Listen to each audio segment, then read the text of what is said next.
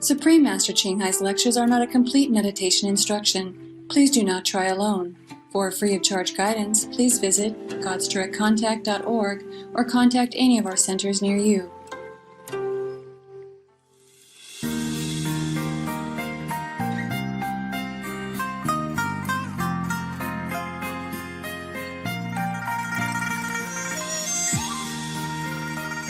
今日嘅節目以英語播出，字幕有阿拉伯文、尤洛文，又稱越南文、保加利亞文、中文、捷克文、荷蘭文、英文、法文、德文、北印度文、匈牙利文、印尼文、日文、韓文、馬來文、蒙古文、波斯文、波蘭文、葡萄牙文、旁遮普文、羅馬尼亞文、俄文、西班牙文和泰文。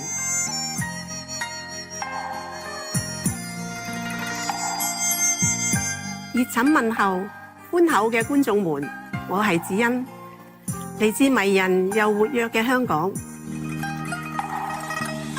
香港由260個美麗嘅島嶼組成，呢個地名源自香港南區嘅石排灣，翻譯過嚟就係芳香嘅港口，其靈感嚟自喺該地交易嘅芳香木料同埋芬香。香港居倫敦、紐約和新加坡之後，係世界第4大金融中心。香港擁有世界最自由嘅貿易市場，國際貿易喺其經濟上扮演咗重要嘅角色。維多利亞港係國際最繁忙嘅港口之一，亦被視為世界上最佳天然港口之一。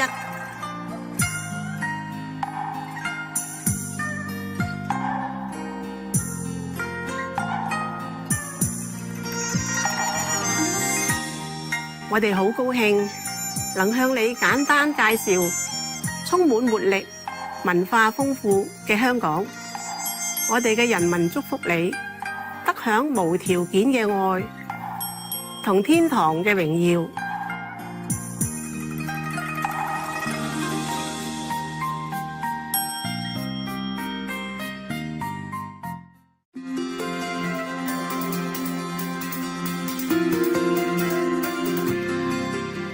青海無上師30多年嚟，以神聖嘅教理照亮世界。呢一位完全開悟嘅名師，傳授觀音法門，幫助渴望嘅求道者即刻開悟，一世解脫。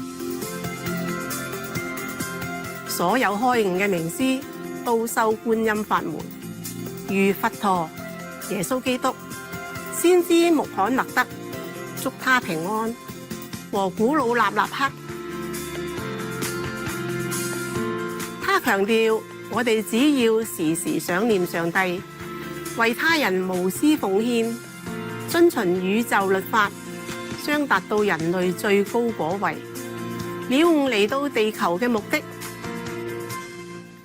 青海無上師慈悲為懷，係非凡嘅在世典範，經常援助難民、街友、災民和需要幫助嘅人，給予物資同經濟援助，以愛心撫慰佢哋。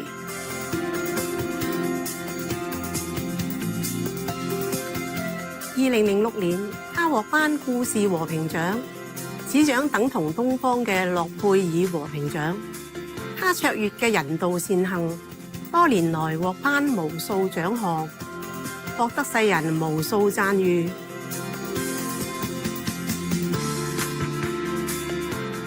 他努力為動物發聲，提倡和平愛心嘅植物飲食。他更許下宏願，希望人類醒悟，眾生皆神聖，締造和平輝煌嘅純素世界。動物和人類共存共榮。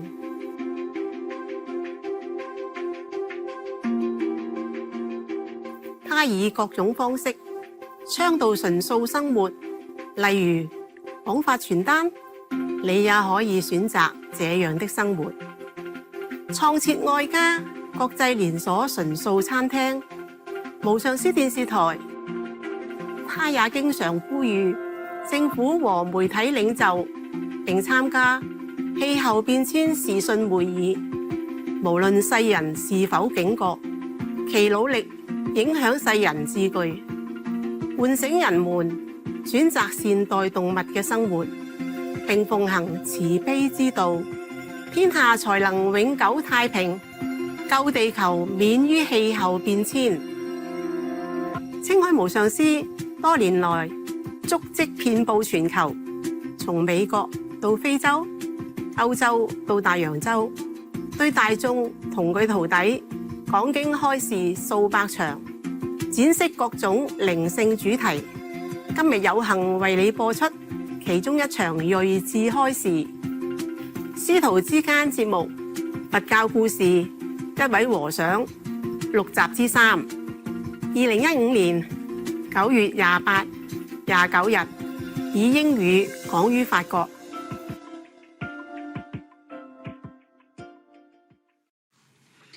Okay, because she probably didn't think to provide food. She just make a house or they stay and normally they go out begging. So she probably didn't think that in rainy season they don't have enough proper time to go out to beg for food. And sitting the monks in her house, she offered water of donation and presented the food to them, saying, "Reverend sirs, take and eat whatever you desire." The water offering, the water donation is that you offer some water and then the monks do some mantra on it to offer it to your deceased relatives or make merit to them. Okay?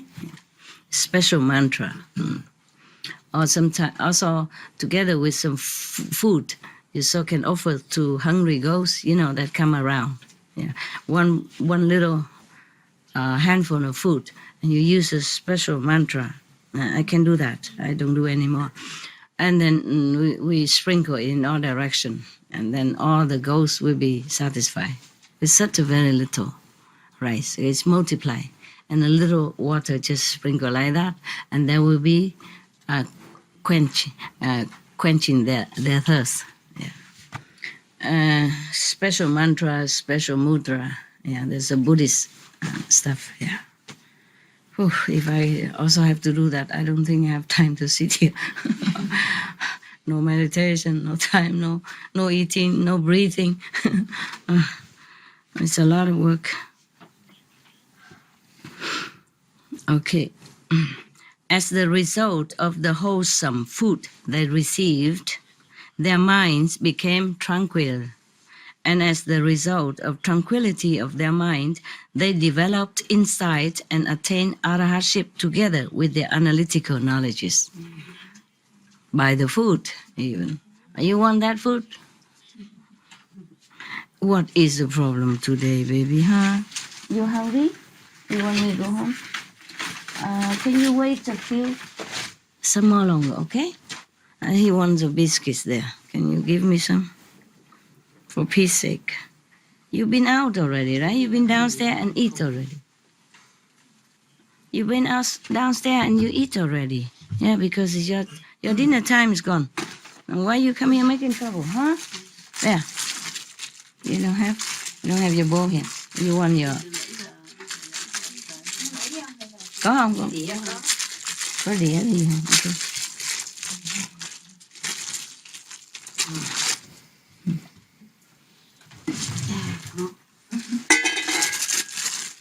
There, go. Yeah.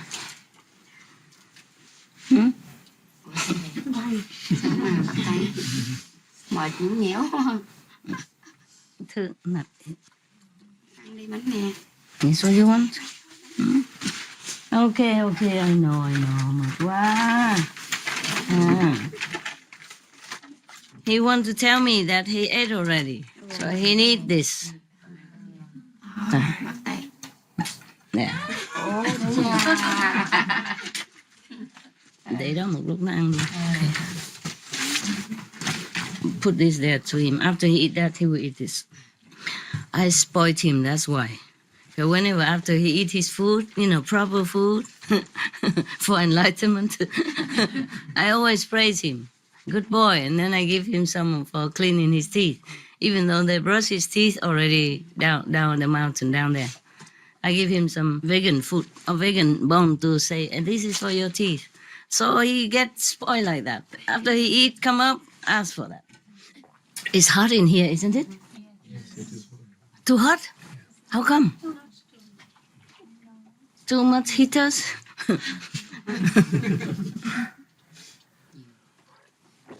I always feel hot when I'm in here. Yeah, mostly. Maybe air dry also. Yeah. So, as a result of wholesome food they receive, their minds became tranquil. And as the result of tranquility of mind that developed inside and attained arhatship together with the analytical knowledges, then the thought occurred to them. You see, food is important, huh? Yeah. Because these monks probably new monk also. That's why they have just been instructed to the method of meditation by the Buddha just recently, nah? So they want to meditate on it now, you see?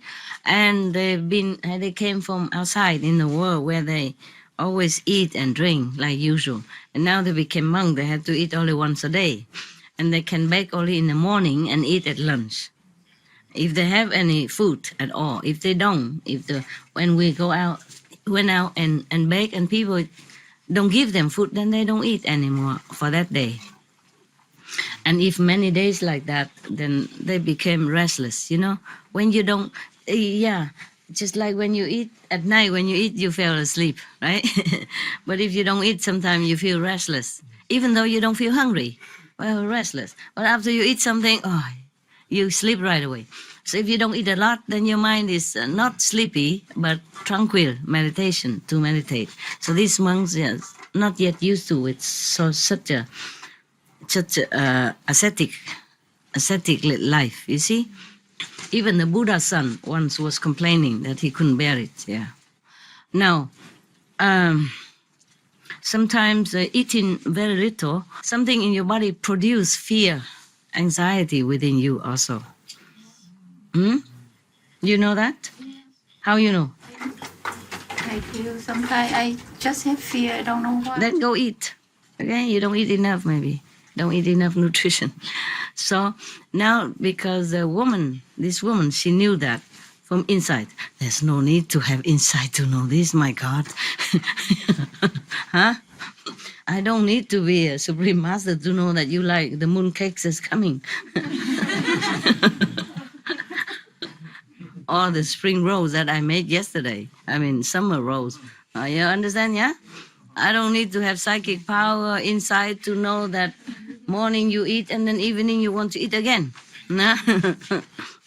That's why the Buddha chose the middle way. You see, he ate once a day, eat plenty, eat enough. But the Buddha is different.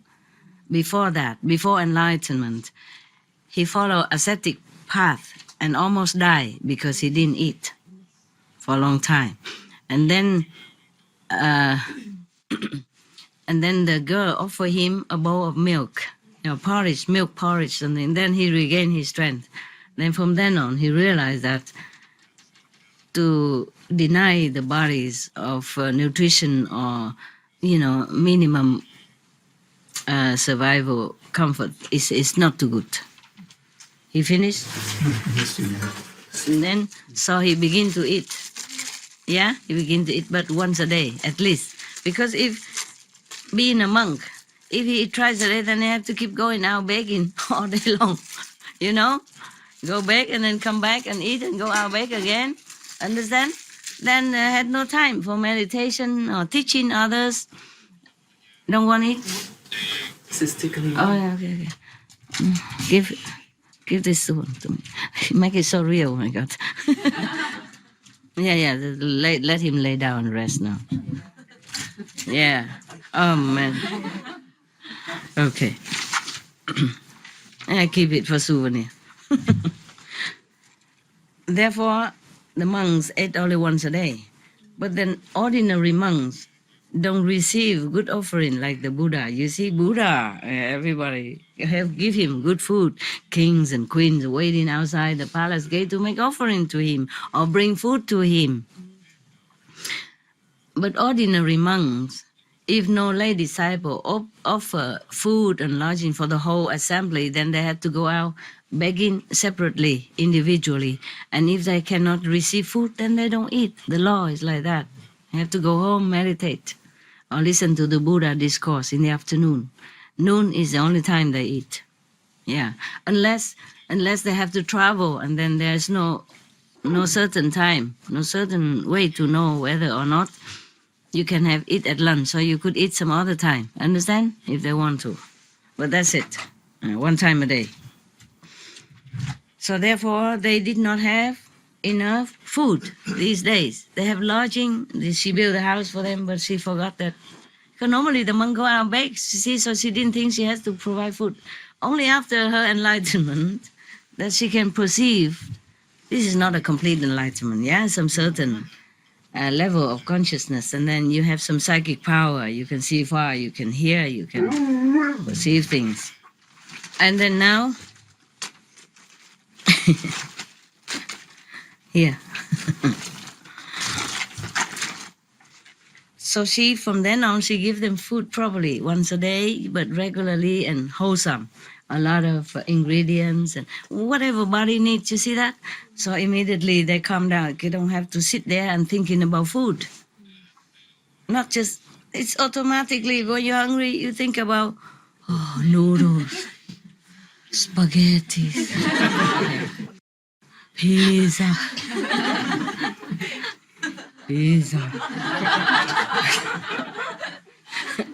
Yeah, chapatis, soup. You see what I mean? Yeah, you can't meditate on the Buddha, nature, only food nature. So their minds cannot be calm. Yeah? So the lady know that now. My God. It's a common things and nobody even think about it. Of course not. Not everybody think about that. She thought she just built a house. It's already very good, so they don't have to go out and get wet and all that, But she forgot about the food. You know why? Because before her, the monk survived. So she thought, okay, the monk has to go out and beg, and that's their life. Not because she was heartless or, inconsiderate or uncompassionate. She just didn't think about that. Because they just came and then she built a house, cover the rain only. Normally they go out begging, she knew that, so she thought that's not a problem. But she doesn't know that being a monk, ascetic monk, is not that easy. I myself know some monks in India don't eat for many days, or sometimes 2 weeks. They have nothing because nobody give anything. And now, so after that, they attend arahats, huh? Yeah, something, not arahats. Yeah, but they attend arahatship. There's a higher level, yeah. First, together with the analytical knowledges as well. So then the thought occurred to them. What is the problem? Can you go out, open the gate? Maybe he want to go do some his business and the gate was closed or something. Go out. Yeah, so now they said to themselves, the great female lay disciple has indeed been our support. Had we not received wholesome food, we should never have attained the paths and the fruits thereof. As soon as we have completed our residence and done the ceremony of Paravana, let us go and visit the Buddha. Accordingly, they took leave of the great female lady disciple, saying, was it closed? This gate is open, Uh-huh. but other one I don't cook. No, then it's okay. That's enough. It's open, That's enough. already open. He keep wanting me to go home. Maybe, Hmm?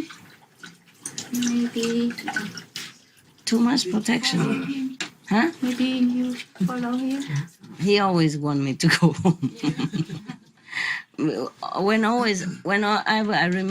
Whenever I finish, remember he always go out first, waiting for me. And if I come back, he come back.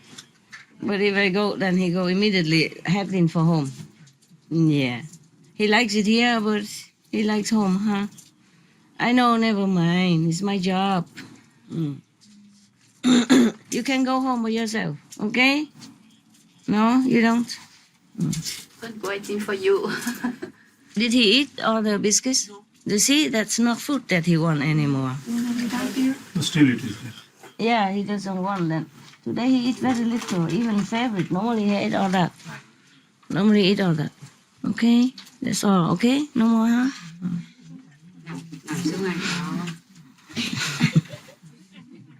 All right, food. Proper food for enlightenment, huh? For him, the vegan bone is proper food for enlightenment. Accordingly, they took leave and then went to see the Buddha. So she accompanied them on their journey a little way, and see him off. She see them off, and then saying, "Look on us again, look in on us again, Reverend sirs." Come back again. And many other pleasant words. She returned to her house, saying goodbye and all that. When those monks arrived at Savatthi, they paid obeisance to the teacher and sat down respectfully on one side. The teacher, the Buddha, I don't know why there's a teacher here, English teacher or something, Hindi teacher. The teacher said to them, "Monks, you have evidently fared very well, had plenty to eat, and have not been troubled on account of food." The monks reply, "We have indeed fared well, Reverend Sir." God, they don't call him Reverend Sir. Honored one, or Tathagata. "We had plenty to eat and have by no means been troubled on account of food. For a certain female lay disciple, the mother of Matika, knew the course of our thoughts, in so much that the moment we thought, that she would prepare, would it be nice if she prepared such and such food for us, then she prepared that very food, and gave it to us, the one that we thought of, that we wanted to. Thus did they recite her praises. Another monk, one certain monk in this assembly, who heard this account, his story, and heard that the monks praised the virtues of their hostess, conceived a desire to go there and enjoy the food. So, obtaining a subject of meditation from the teacher, he took leave of the teacher, the Buddha, saying, how much longer? Two more pages. Soon.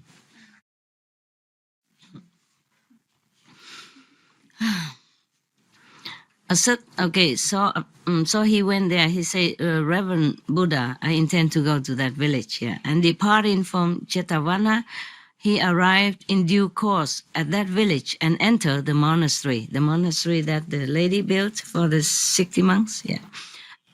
On the very day he entered the monastery, he thought to himself, "I have heard it said that this female lady disciple knows every thought that passes through the mind of another person. Now I have been weary by my journey, and I shall not be able to sweep the monastery. That she would send a man to make ready the monastery for me." He wished like that.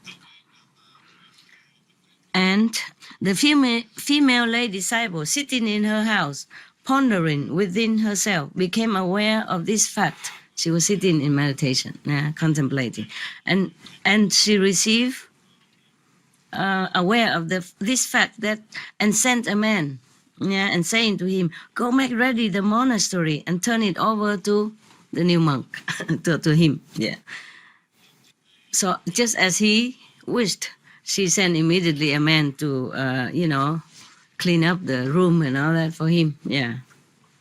All right. Now, after that, yeah, the man went and swept the monastery and turned it over to him, meaning, tell him it's ready. Yeah. Then the monk, desiring to have water to drink, what's that? Sit straight. No, you. You can see me half side is good enough, okay? You don't have to. Or maybe we need another television there so all the people from here and there can look at them in over there. Yeah, can do. Yeah, okay. On the wall there. Okay, so they can look there instead. Try to look at me, and when later they will walk like this. After 1 week, it became a habit. All the bone will not twist it back, and then walk like this. Huh? I'm sorry, I don't always remember. There are people who sit in other rooms that don't even see me at all. So you see, half is good enough. My nose nice. My sister just told me today that I have a good nose. Compared to Vietnamese, we have flat nose, but I have high nose. She said I took up to my father. Yeah. Okay. She said to me she wants to say some story today, so you want to say now or maybe after this? Yes. After, huh? Okay, good. English teacher in Vietnam, of course. So anyway, oh, she don't remember much English anymore. She said, so many decades already she has not been teaching. Can you imagine? She's 57 years old, looks so young like that. Am I only a few years older and I wrinkle all over?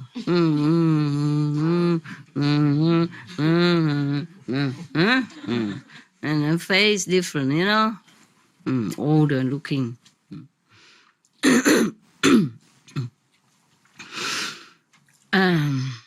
So then the monk, desiring to have water to drink, thought to himself, oh, would it be good if she would send me some sweetened water?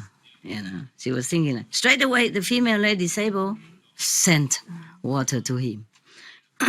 They lived nearby. On the following day, early in the morning, he thought to himself, let her send me some soft rice porridge with some dainty bits. Yeah, something to eat with, Yeah. The female lady disciple straight away did that.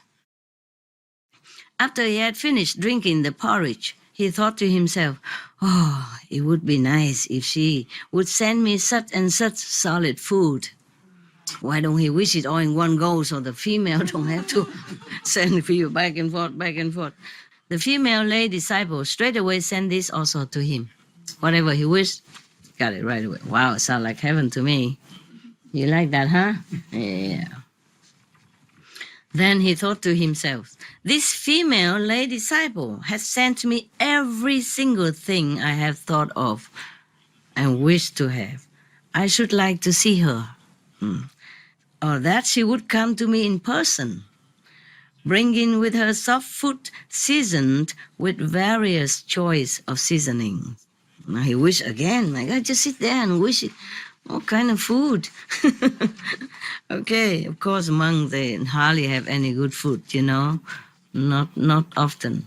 Sometimes big and rich people invite the whole assembly with the Buddha, but mostly they have to go out beg for himself. Yeah. Sometimes they invite only the Buddha and some close disciples, but not 1,250 monks. So they have to go out beg for himself. He like that. Okay. Yeah, he likes that. Yeah, he loves to be, loved. No. So the female lady disciple perceived that. So she said, "Oh, my son wishes to see me, desires me to go to see him." So procuring soft food, she went to the monastery and gave it to him. When he had eaten his meal, he asked her, "Lady disciple, is your name Matika's mother?" "Yes, dear son. You know the thoughts of another?" So she said, "Why do you ask me that?" The monk asked her whether or not she can read people's mind. So he said, "Why do you ask me that?" She didn't answer yes or no. "Why do you ask me that, dear son?" And the monk said, "You have done for me every single thing I have thought of. That is why I ask you." So she said, "Many other monks who know the thoughts of another, dear son." Again, she refused to say that she knew. Most practitioners, they don't say, "I know this, I know that, or I know everything," even though they do. Or they don't say, "I heal you, I rescue you, I take you out of accident." They don't say such thing, even though they do. Yeah, okay. So the same, the woman said, she said, "Many monks who know the thoughts of others, dear son." Meaning, why you don't ask them? You know why ask me? She referred to monks instead, meaning I'm just a lay disciple, okay? And then the monks say, "I'm not asking anyone else or any monk. I'm asking you, lay disciple," meaning lady, yeah. Even under these circumstances, the female lay disciple avoided to say that I know the thoughts of another. She avoided. And she said instead, "Those who do not know the thoughts of another do thus, my son." Meaning, I don't know anything, just like everybody else who don't know anything. We just do this, you know? Meaning, many people who do that, even though they don't know anything, they just do what I do, you know, bring in this and that without knowing. She meant like that, okay? Thereupon, the monk thought to himself, "Oh, I am in a most embarrassing position." You know why? Don't know? Okay, we read on. "They that are still worldling, like me," meaning he knows that he is nobody yet, entertain both noble and ignoble thoughts. You know, sometimes you think a good thing, sometimes you think not too good stuff inside your head. So he felt he's in embarrassing situation because a woman knows everything. That's what he felt. "Were I to entertain a single inappropriate thought, she would doubtless change her attitude towards me." Meaning she would not make offering anymore if sometime he think of some, you know, mundane thought or some ignoble thought. Yeah. "As they seize a thief with the goods by his hair," like she would catch him in red-handed, like people catch him red-handed. So therefore, I had best run away from here. Yeah, he wanted to run away from the lay disciple who can read all the thoughts. So scared. Yes, monk. Yeah. So he said to the female lay disciple, "Lay disciple, I intend to go away." So she asked, "Where are you going, noble sir?" Noble indeed. Noble sir. So he said, "To the Buddha." And she said to him, "Reside here for a while, reverend sir." And he said, I can no longer reside here. I must positively go away." With these words, he departed and went to the Buddha. The teacher, the Buddha, asked him, "Monk, are you no longer residing in such and such village?" "No."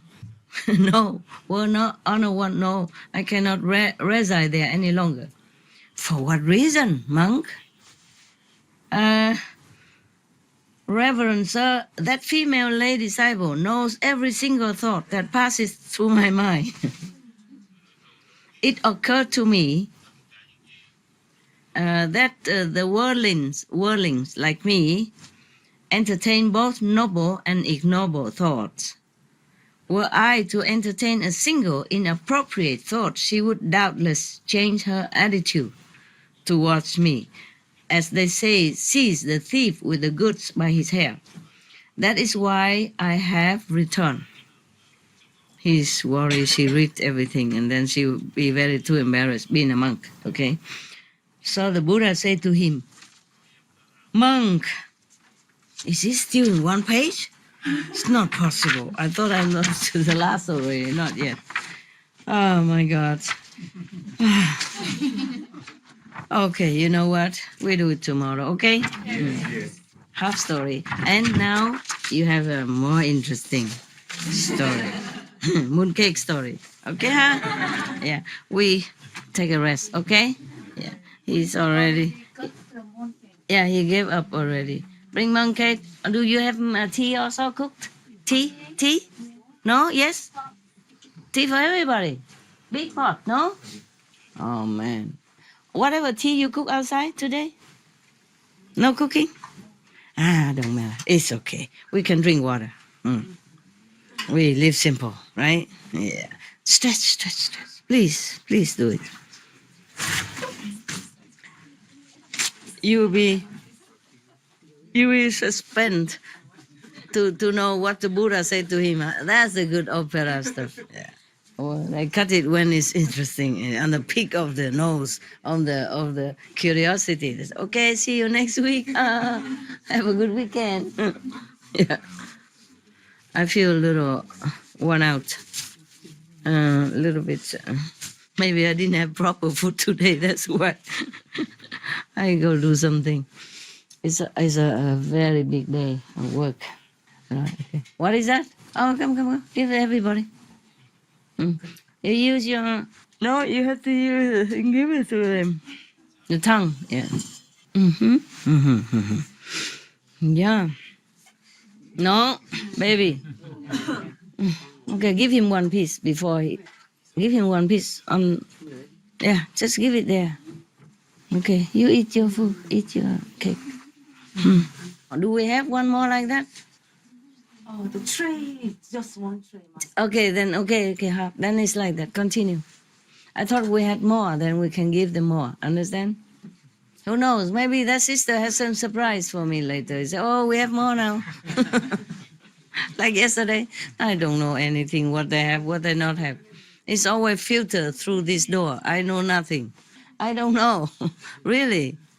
You know, a lot of disciples bring a lot of stuff sometimes for Moon Festival. I didn't know there was even Moon Festival until I know it. That's why I go out and make some food for you. Yeah. You enjoy, okay, huh? That's good. Okay, I go home. Go to my cake. Yeah, have tea even. Good. Very good. Okay, babe. You wanna go home now or you stay here because of the cake? Be careful, hot. It's not hot, okay?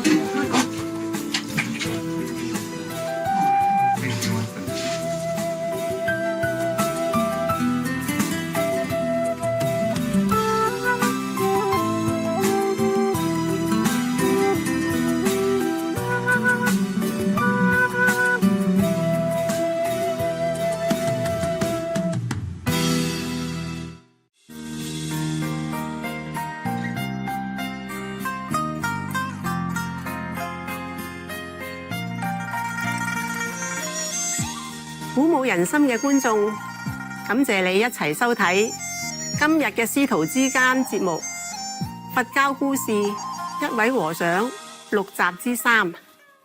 請鎖定無上師電視台，收睇更多正面嘅節目。接着播出智慧之語、聖經節錄、馬太福音第18、20至21章。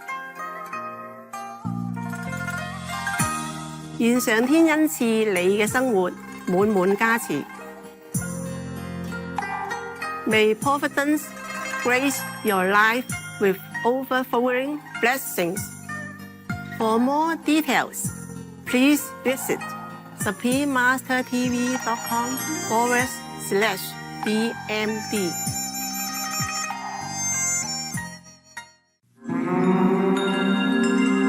They live on a planet that is 80% covered by water. Water connects them. It sustains their very lives. And if it's polluted, it will harm them. We're not talking about whales. We're talking about ourselves. Remember, the Earth is a water planet.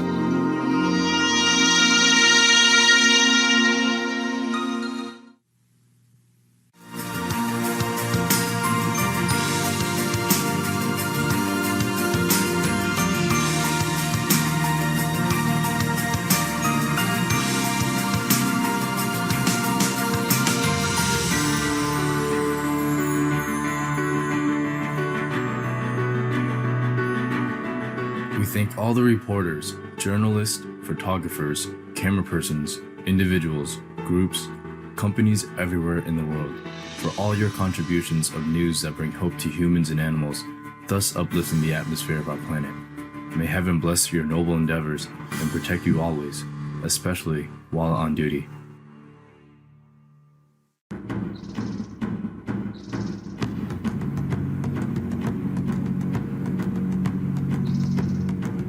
Fortunate and blessed are we to be co-inhabitants with the amazing animals that grace and color our planet. In countless beneficial ways, they add beauty and joy to our lives.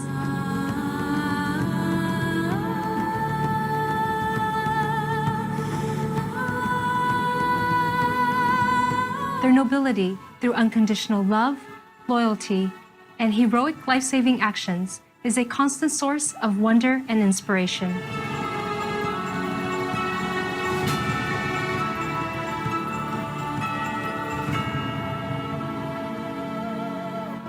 What would our world be like without our fun and intelligent animal friends? We simply could not imagine it.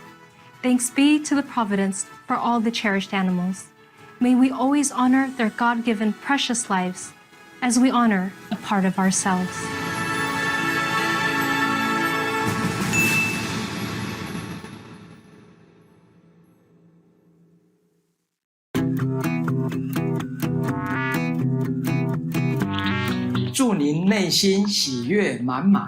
means may you be filled with joy and happiness in Mandarin.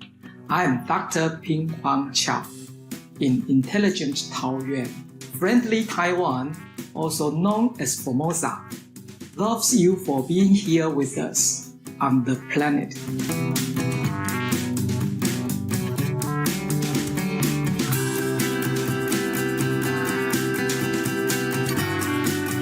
Hej nodiga tittare means hello gracious viewers in Swedish.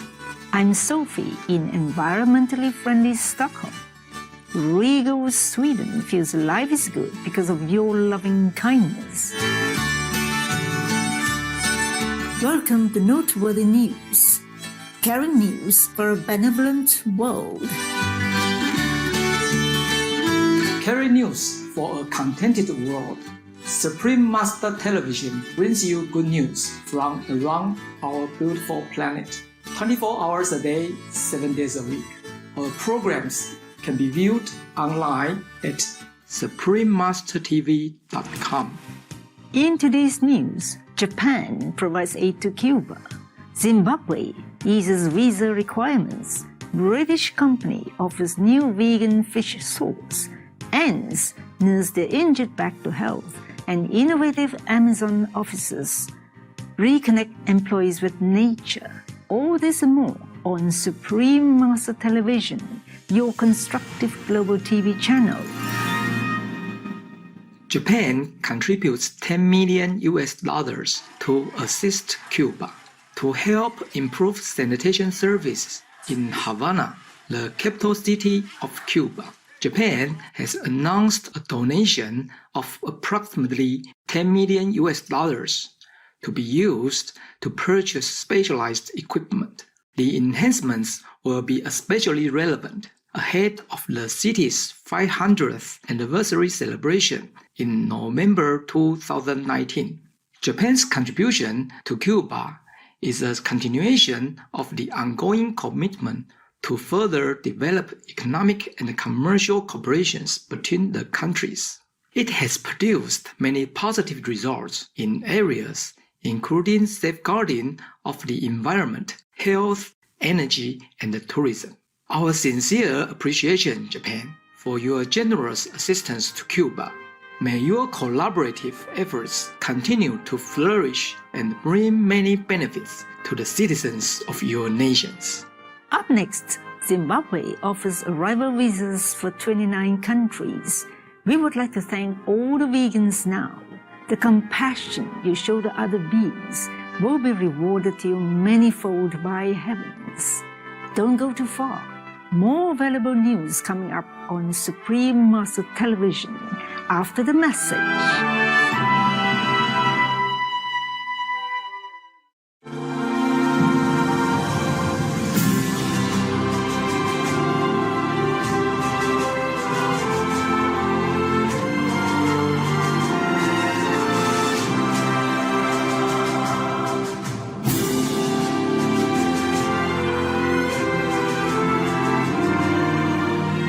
We don't have to die to save the world.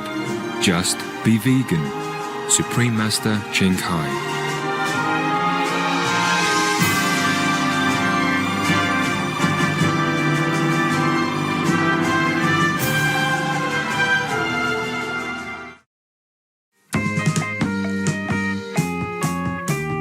Hi friends, Tammy the Tigress here, and I'm switching to the plant-based diet. If you like to travel via ride-sharing apps, then before you leave for overseas, check out what applications are available in that country. Even the biggest companies don't operate in every city, so doing a little research before you leave may save you time later. Different companies offer different services too. Once you find the app you like, download it and get familiar with the interface so you are comfortable using the application when you're abroad. Safe travels. Lots of love for being veg and going green to save the planet for all us humans and non-humans alike. Thank you for watching. Now for the weather from around the world.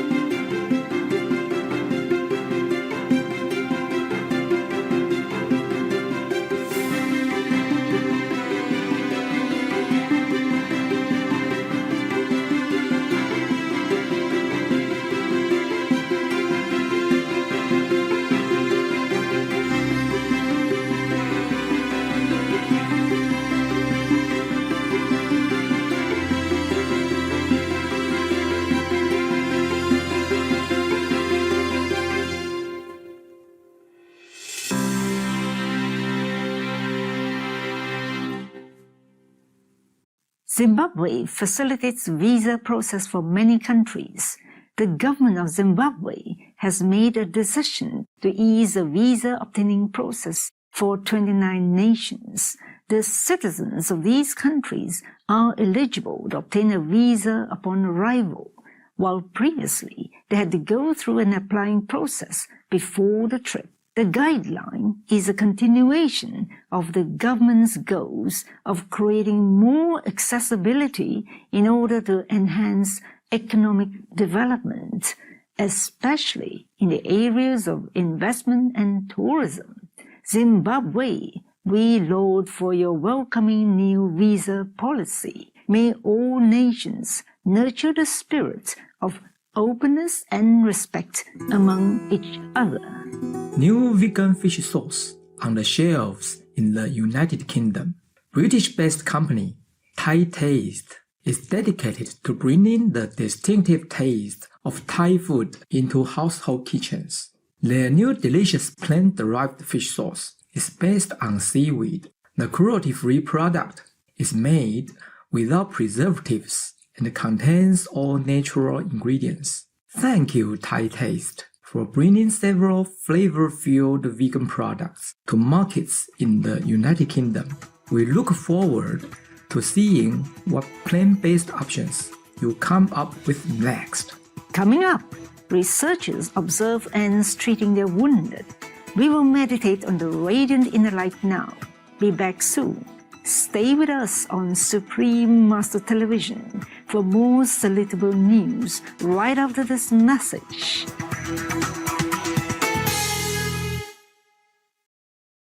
With the world facing economic hardship and looming job deficits, a green revolution beckons.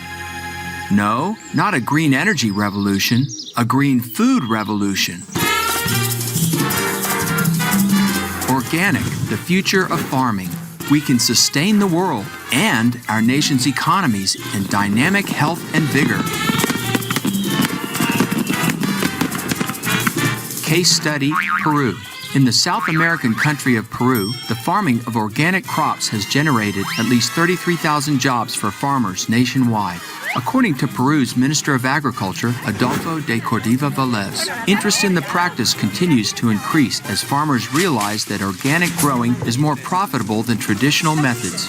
In addition, the Ministry of Agriculture is providing support to 9,800 farmers to help enhance organic productivity. Uno de los motivos es para conservar mejor nuestro medio ambiente y así dar una producción sana para los consumidores. Yo quiero mucho a nuestros compatriotas que consuman los productos orgánicos porque son sanos, que no traen ninguna clase de enfermedad.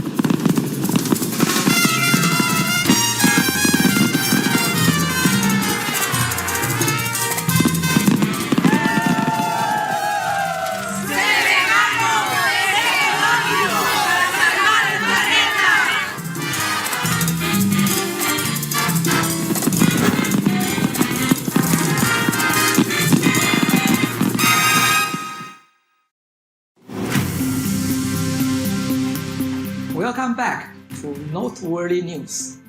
Carry news for a love-filled world. Ants save and treat their wounded.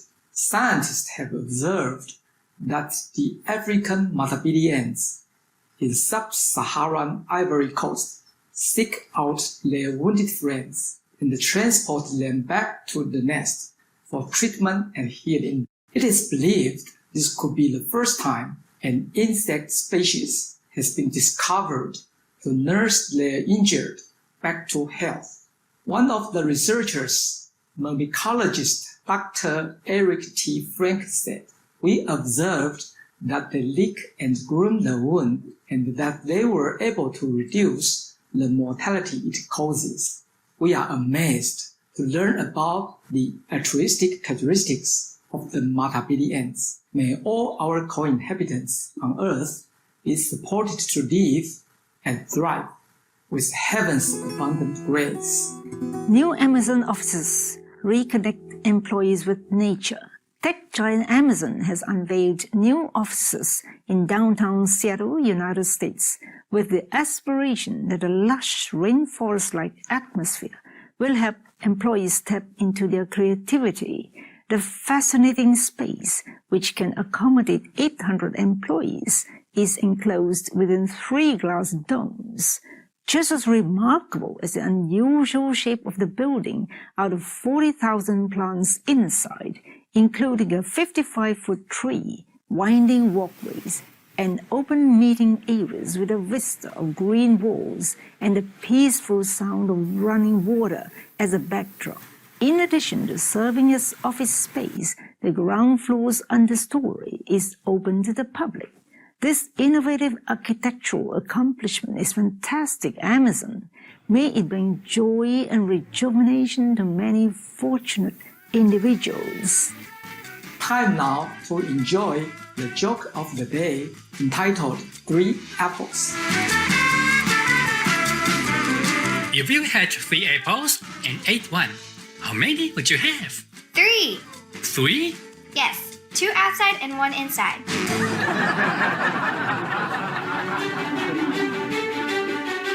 We sure have enjoyed spending time with you on Noteworthy News.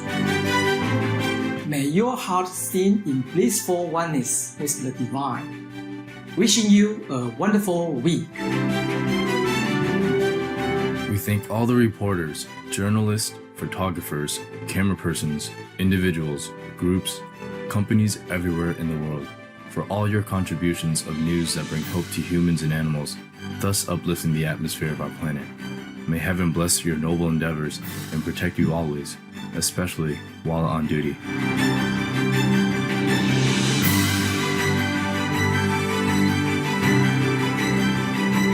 For more details, please visit suprememastertv.com/NWN.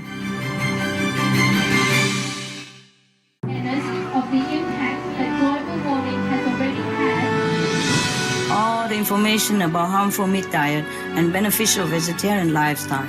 Just print them out, put in your pocket, and wherever you go, just give it to people. It doesn't take time, not much money. Even if it does, please do sacrifice to save the planet if you still want to live here. And also to save the animals that use so much love. And to save our people who are not aware of the bad consequences of a meat diet. It's our duty to do that. All the vegetarian, all the vegan, all the fruitarian, breatharian, solarian, waterian out there, please do this. We cannot do it all alone. We can also save some people, but we cannot save all if we don't have your help. Please do help us to help everyone. Thank you so much.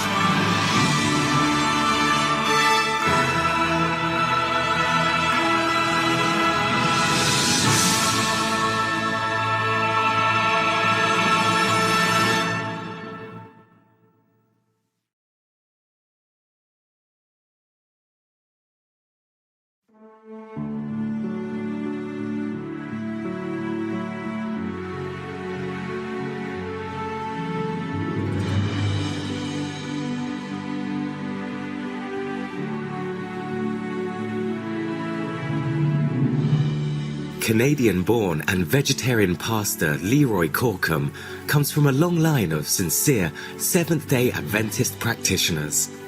In fact, if you called out Pastor Corkum, you would also turn the head of Leroy's father, Pastor Ken Corkum. His American mother also comes from 6 generations of pastors. So it is no wonder Leroy also trained to be a pastor who cherishes the word of the Holy Bible. Leroy and his wife were both born and raised in Canada.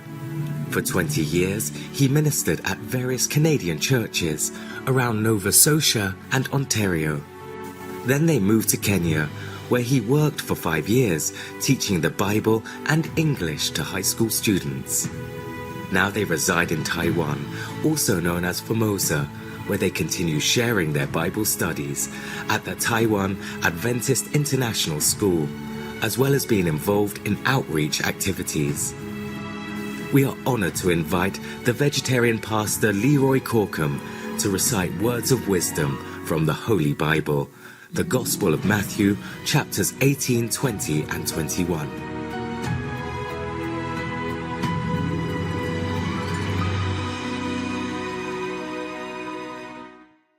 Good day, marvelous viewers. I am Pastor Leroy Corkum from Nantao, Taiwan, also known as Formosa.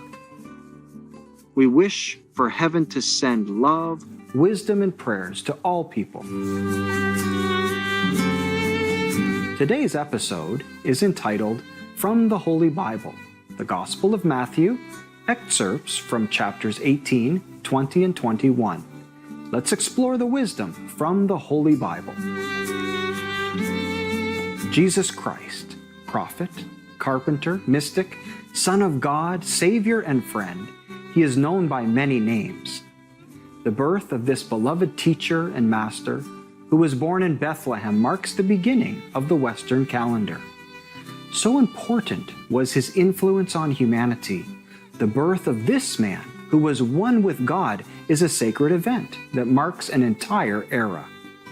Jesus made his appearance on the world stage in the humble manger, born to the devout Jewish couple Joseph and Mary, who were given signs of his greatness. From the Bible, we know that when Jesus was 12 years old, he stayed in a temple in Jerusalem in order to talk with and ask questions of the teachers. The people were amazed at his understanding. He next enters the gospel narrative at about the age of 30, when he was baptized by John the Baptist, an event that marks the beginning of his brief public life as a teacher. Jesus taught God's love and forgiveness to all people with open hearts. Jesus could discuss the scriptures with the erudite and learned, but mostly he told simple stories called parables that everyone could understand. Jesus is especially loved and remembered because of his sacrifice. 3 days after his crucifixion, he arose in glory and triumph to heaven, witnessed by some of his disciples. Today we present to you Jesus Christ's teachings as written in the Gospel of Matthew, chapters 18, 20, and 21 in the Holy Bible.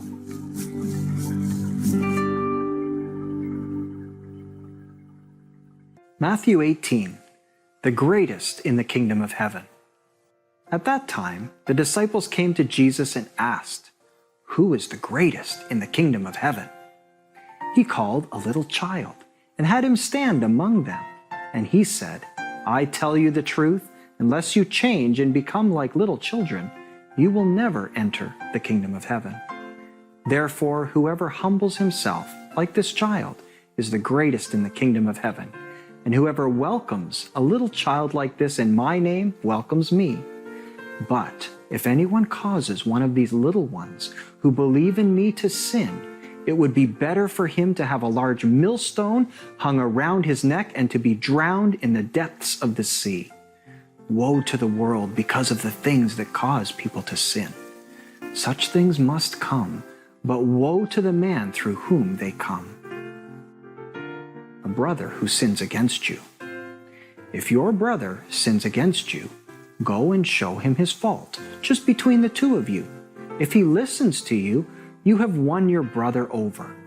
But if he will not listen, take one or two others along, so that every matter may be established by the testimony of 2 or 3 witnesses.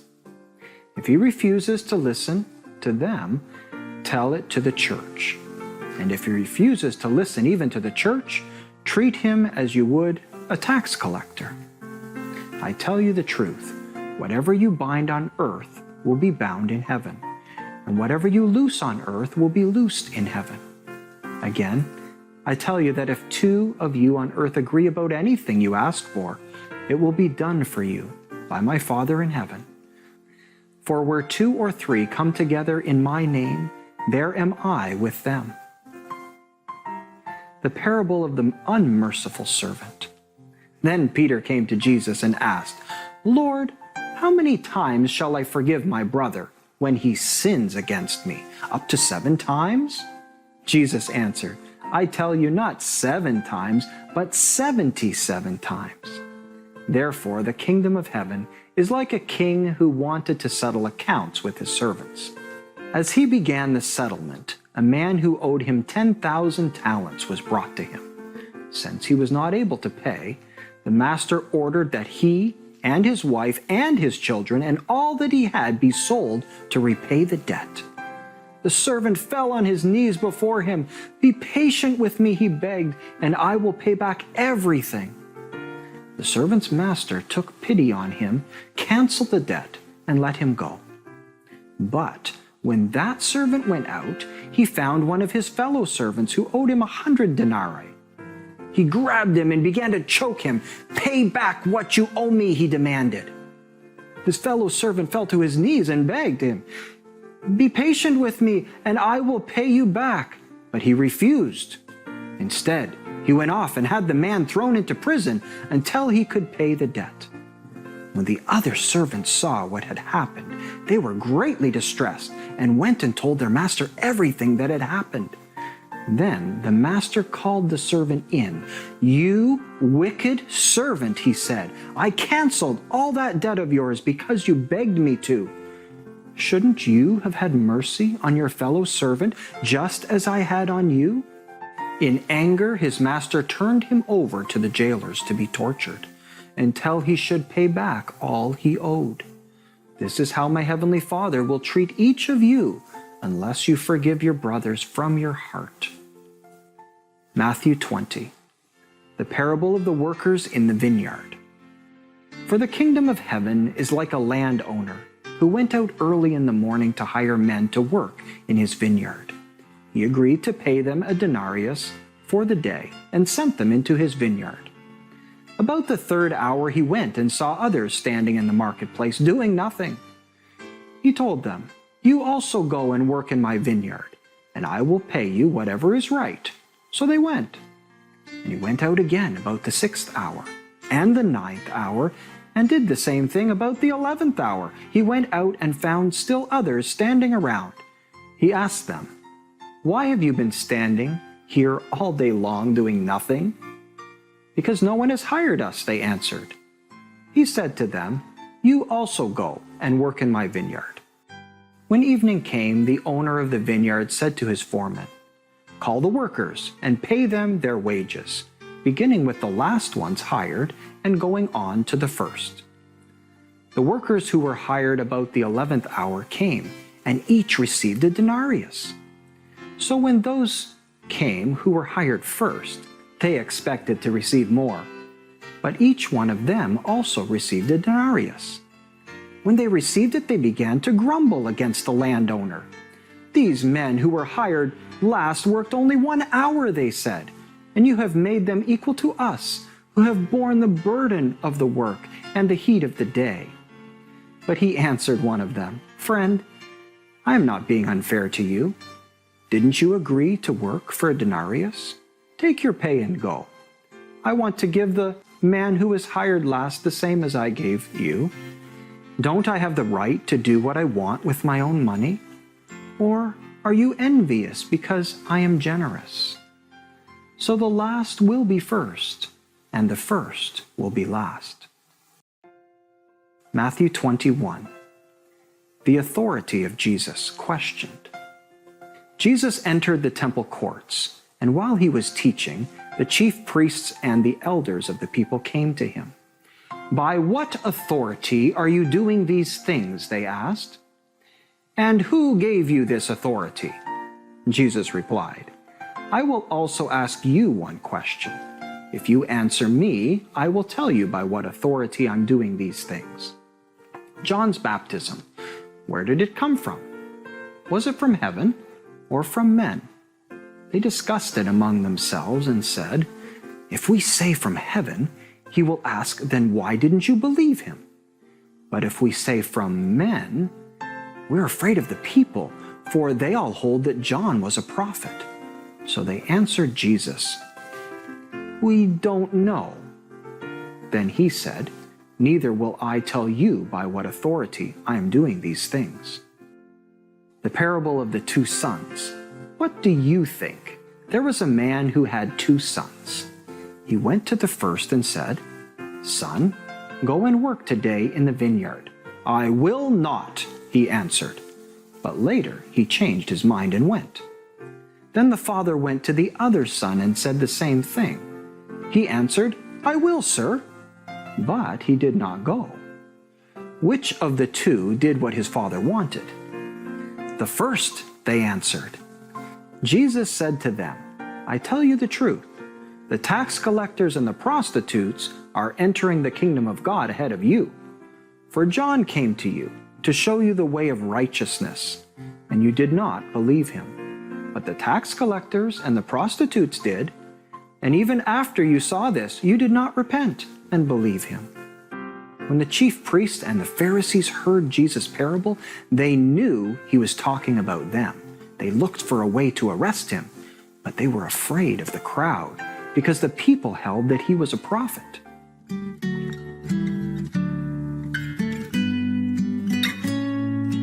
To our caring viewers, it was an honor having you with us today for From the Holy Bible, the Gospel of Matthew, excerpts from chapters 18, 20, and 21 on words of wisdom. Coming up next is a tribute to Creative Souls, International Artists' Day, Part 1 of 2. Please stay tuned to Supreme Master Television. May you embrace heaven's abundant love every day. See you next time. For more details, please visit suprememastertv.com/WOW.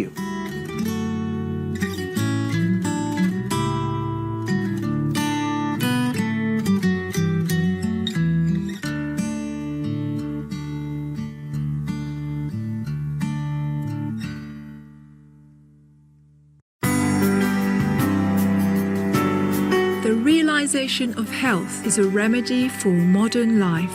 Supreme Master Ching Hai's The Realization of Health, Returning to the Natural and Righteous Way of Living, represents a compilation of excerpts of her lectures spanning more than 20 years. In a world where we seek priorities to solve increasingly complex global issues, the timeless wisdom found within Supreme Master Ching Hai's reassuring advice is indeed welcome. You are the best doctor for yourself if you think positive.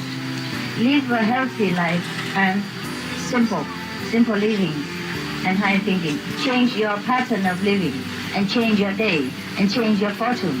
So always try to keep being positive. Then a lot of accidents, a lot of illness can be avoided. Supreme Master Ching Hai's book, The Realization of Health, Returning to the Natural and Righteous Way of Living, is available at www.amazon.com for the English version and www.smchbooks.com for the Chinese version.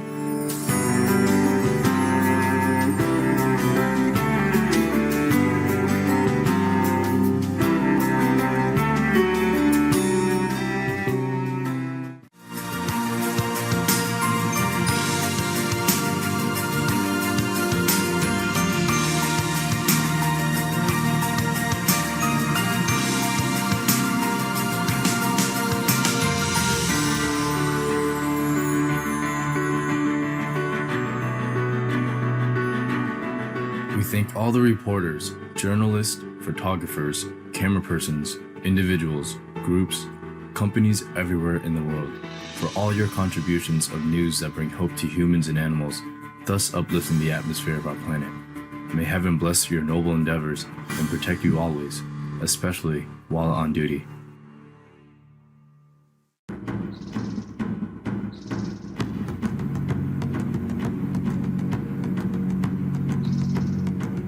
Fortunate and blessed are we to be co-inhabitants with the amazing animals that grace and color our planet. In countless beneficial ways, they add beauty and joy to our lives.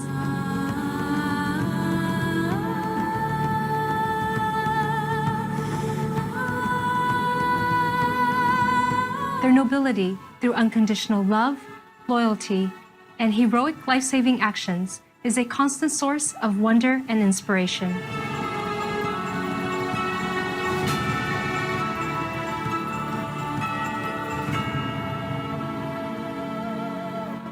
What would our world be like without our fun and intelligent animal friends? We simply could not imagine it. Thanks be to the Providence for all the cherished animals. May we always honor their God-given precious lives as we honor a part of ourselves.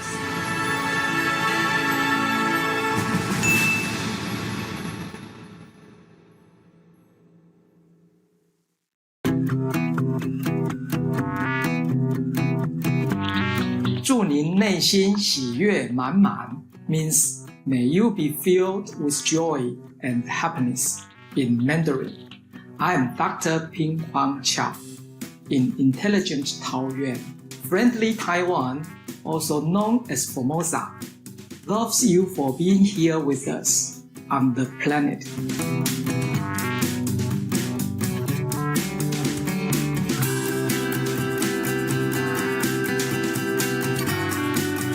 Hej nodiga tittare means hello gracious viewers in Swedish. I'm Sophie in environmentally friendly Stockholm. Regal Sweden feels life is good because of your loving kindness. Welcome to Noteworthy News, caring news for a benevolent world. Caring news for a contented world. Supreme Master Television brings you good news from around our beautiful planet. 24 hours a day, 7 days a week. Our programs can be viewed online at suprememastertv.com. In today's news, Japan provides aid to Cuba. Zimbabwe eases visa requirements. British company offers new vegan fish sauce. Ants nurse their injured back to health. And innovative Amazon officers reconnect employees with nature. All this and more on Supreme Master Television, your constructive global TV channel. Japan contributes $10 million to assist Cuba to help improve sanitation services in Havana, the capital city of Cuba. Japan has announced a donation of approximately $10 million to be used to purchase specialized equipment. The enhancements will be especially relevant ahead of the city's 500th anniversary celebration in November 2019. Japan's contribution to Cuba is a continuation of the ongoing commitment to further develop economic and commercial cooperations between the countries. It has produced many positive results in areas including safeguarding of the environment, health, energy, and tourism. Our sincere appreciation, Japan, for your generous assistance to Cuba. May your collaborative efforts continue to flourish and bring many benefits to the citizens of your nations. Up next, Zimbabwe offers arrival visas for 29 countries. We would like to thank all the vegans now. The compassion you show to other beings will be rewarded to you manifold by heavens. Don't go too far. More valuable news coming up on Supreme Master Television after the message.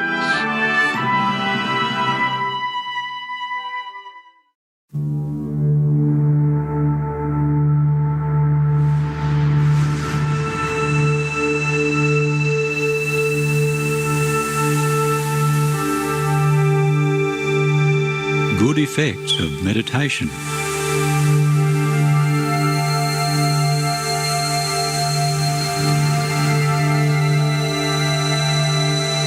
If you contemplate God long enough, something surprising happens in the brain. Neural functioning begins to change. Meditators move activity in their brains away from the stress-prone right frontal cortex to the calmer left frontal cortex. This decreases the negative effects of stress, mild depression and anxiety. There is also less activity in the amygdala, where the brain processes fear. Not only is meditation an absolutely marvellous de-stressor, it helps people better relate to one another.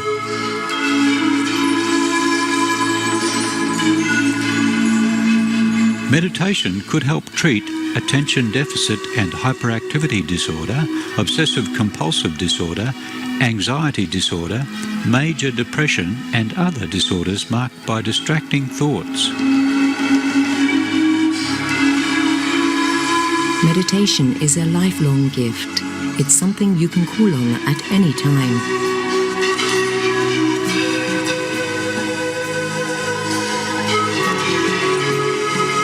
first-person experience of stress can not only be reduced with an 8-week mindfulness training program, but this experiential change also corresponds with structural changes.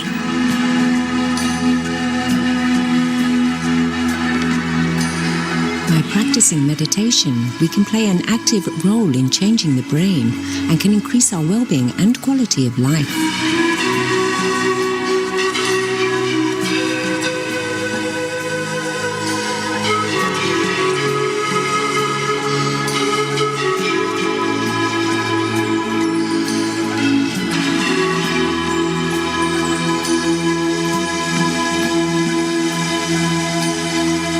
For more information, please visit www.godsdirectcontact.org.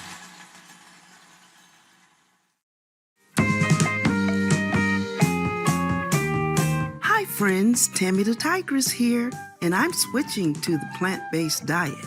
If you like to travel via ride-sharing apps, then before you leave for overseas, check out what applications are available in that country.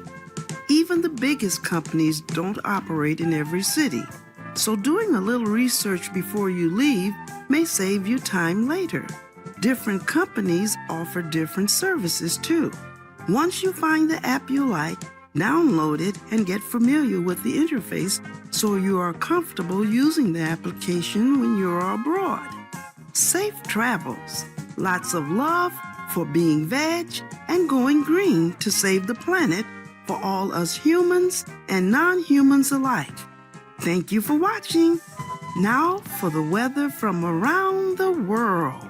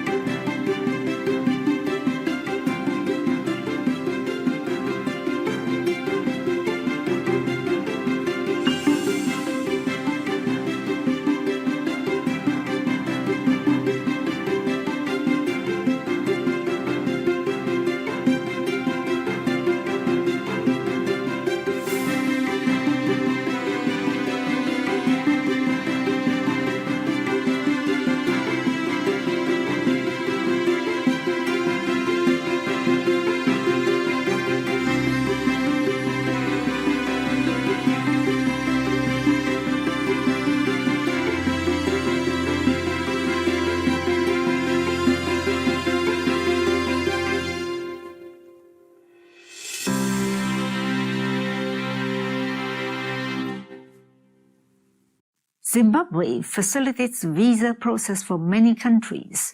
The government of Zimbabwe has made a decision to ease the visa obtaining process for 29 nations.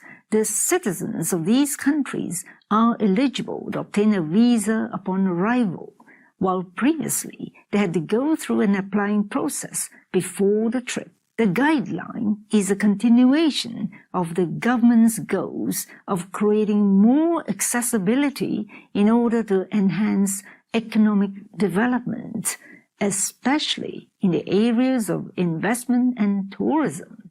Zimbabwe, we laud for your welcoming new visa policy. May all nations nurture the spirit of openness and respect among each other. New vegan fish sauce on the shelves in the United Kingdom. British-based company Thai Taste is dedicated to bringing the distinctive taste of Thai food into household kitchens.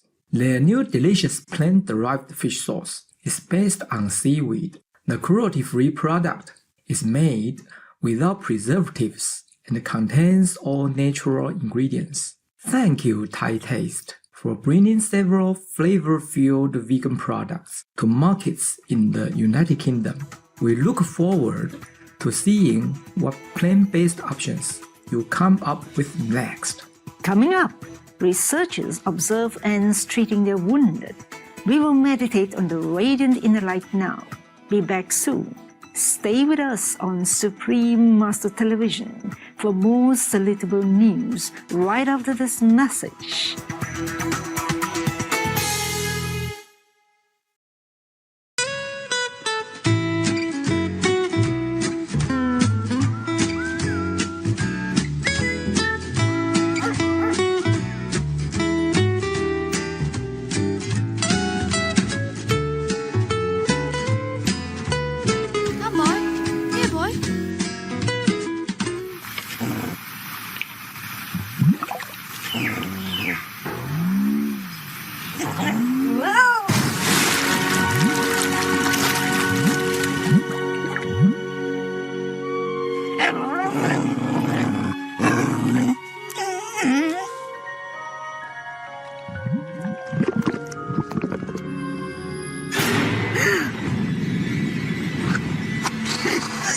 What's a nice boy like you doing, trying to catch me for? You shouldn't eat your animal friends, Sonny.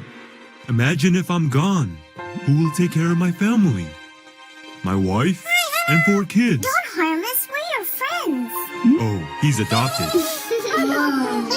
And you, Sonny, you should adopt a healthier way of living. Yes, you should. Look, Change your life. Change your heart. Change your diet. No more killing. Be healthy and loving. Be healthy.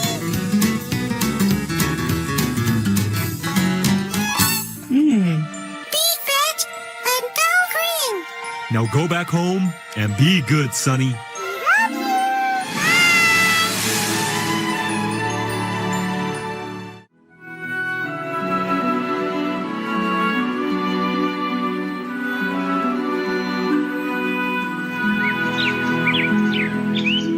I felt so good ever since I became a vegetarian.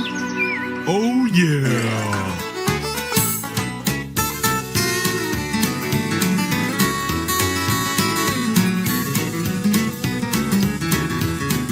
Change your life. Change your heart. Change your diet. No more killing. Be healthy and loving.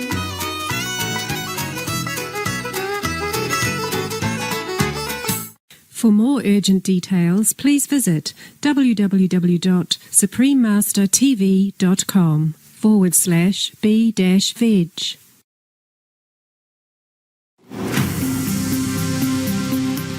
Welcome back to Noteworthy News. Carry news for a love-filled world. Ants save and treat their wounded.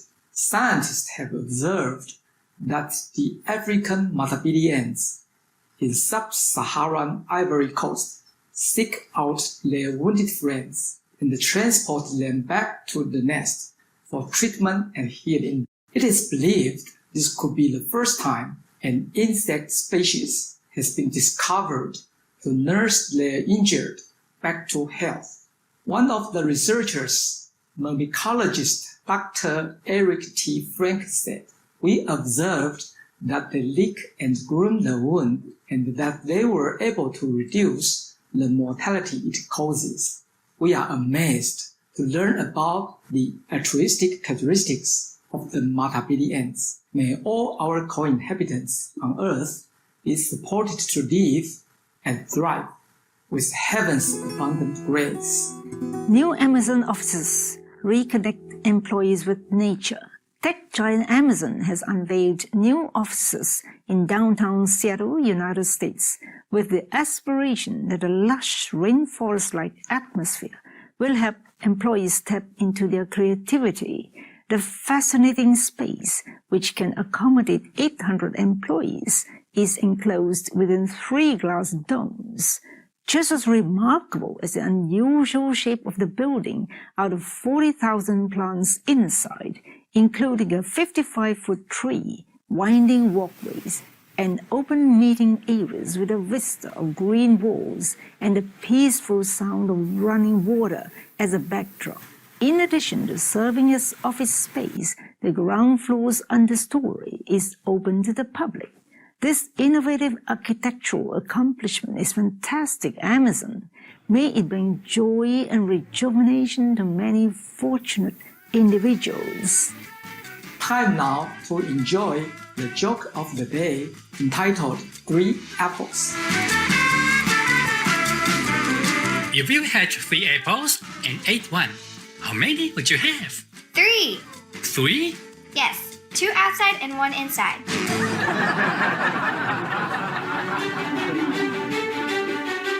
We sure have enjoyed spending time with you on Noteworthy News. May your heart sing in blissful oneness with the divine. Wishing you a wonderful week. We thank all the reporters, journalists, photographers, camera persons, individuals, groups, companies everywhere in the world for all your contributions of news that bring hope to humans and animals, thus uplifting the atmosphere of our planet. May heaven bless your noble endeavors and protect you always, especially while on duty.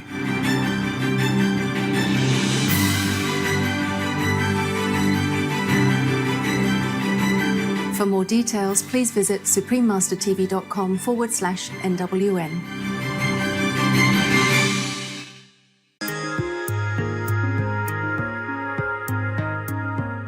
कला सिर्जना सबैका निम्ति हो, चाहे भावनात्मक सन्तुष्टिका लागि या आफ्नो मनको गहिराईको खोजी गर्न या शान्ति रहनका लागि चित्राङ्कन या चित्र बनाउँदा ध्यान राख्नुपर्ने सबैभन्दा महत्त्वपूर्ण कुरा के हो भने तपाईले त्यसलाई आनन्द लिई आफूलाई त्यसमा डुबाउनु पर्ने हुन्छ।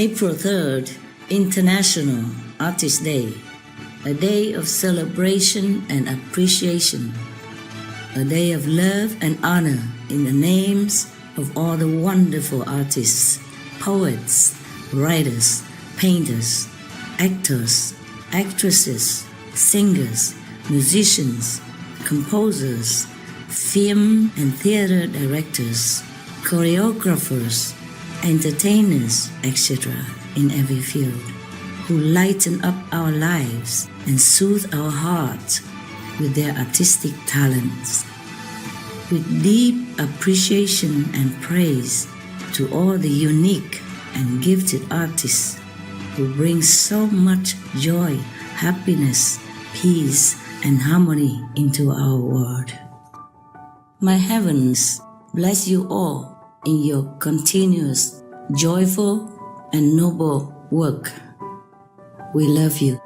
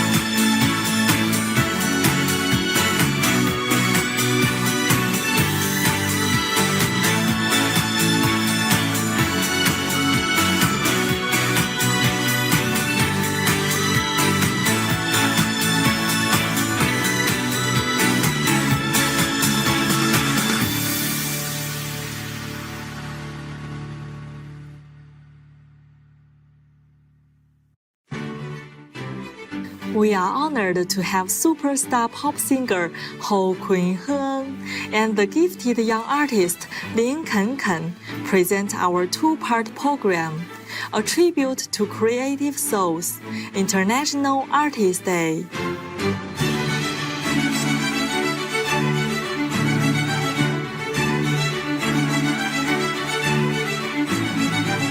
Ho Kun Heng is considered one of the top singers in OLAC, also known as Vietnam. Dubbed the Queen of Words, she has numerous chart-topping albums and often appears on television, including as a judge and vocal coach on the X Factor Vietnam. She has also represented her country in international music ceremonies and performed in many countries around the world. A compassionate vegan, she was voted People for the Ethical Treatment of Animals, or PETA, Asia's sexiest vegetarian celebrity woman in 2013. A talented painter with a refined background in the ancient technique known as China ink, Lin Kenken puts his own unique touch to the traditional method, blending East and West with his delicate use of acrylic colors. His artwork conveys a message of harmony and spirituality, giving us a glimpse of the cosmic thread which connects us all. Still in his 20s, the accomplished Lin Kenken has already made numerous appearances on Chinese television and has held exhibitions in the United States and in Europe, with more planned around the world. Xin chào quý khán giả hoan hỉ, tôi là Hồ Quỳnh Hương, từ đất nước Âu Lạc đầy ân phước, còn được biết là Việt Nam. Người dân Âu Lạc, Việt Nam, ca ngợi chân ngã thiêng liêng bên trong quý vị.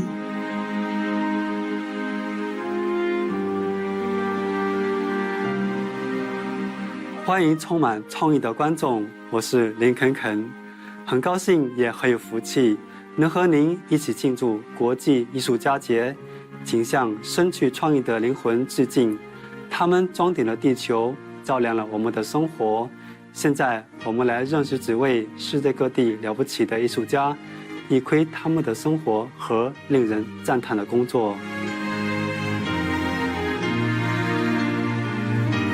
这次颂赞特辑节目，一开场为你介绍的是德国著名女影星海德玛丽·温切尔女士。Das ist Heidemarie Wenzel. Sie kennen sie aus vielen Kino- und Fernsehfilmen. Erinnern Sie sich? Abschied zum Beispiel. Ich war damals im ersten Engagement nach der Schauspielschule in Rostock und Egon Günther führte dort eine Gastregie und entdeckte mich für die Rolle der Fanny. Die Rote Kapelle, Unterwegs zu Lenin, Zeit der Störche, Netzwerk, Anja, Die Toten bleiben jung, Paul und Paula. Ngọc nữ Heidemarie Wenzel chào đời năm 1945 tại Berlin.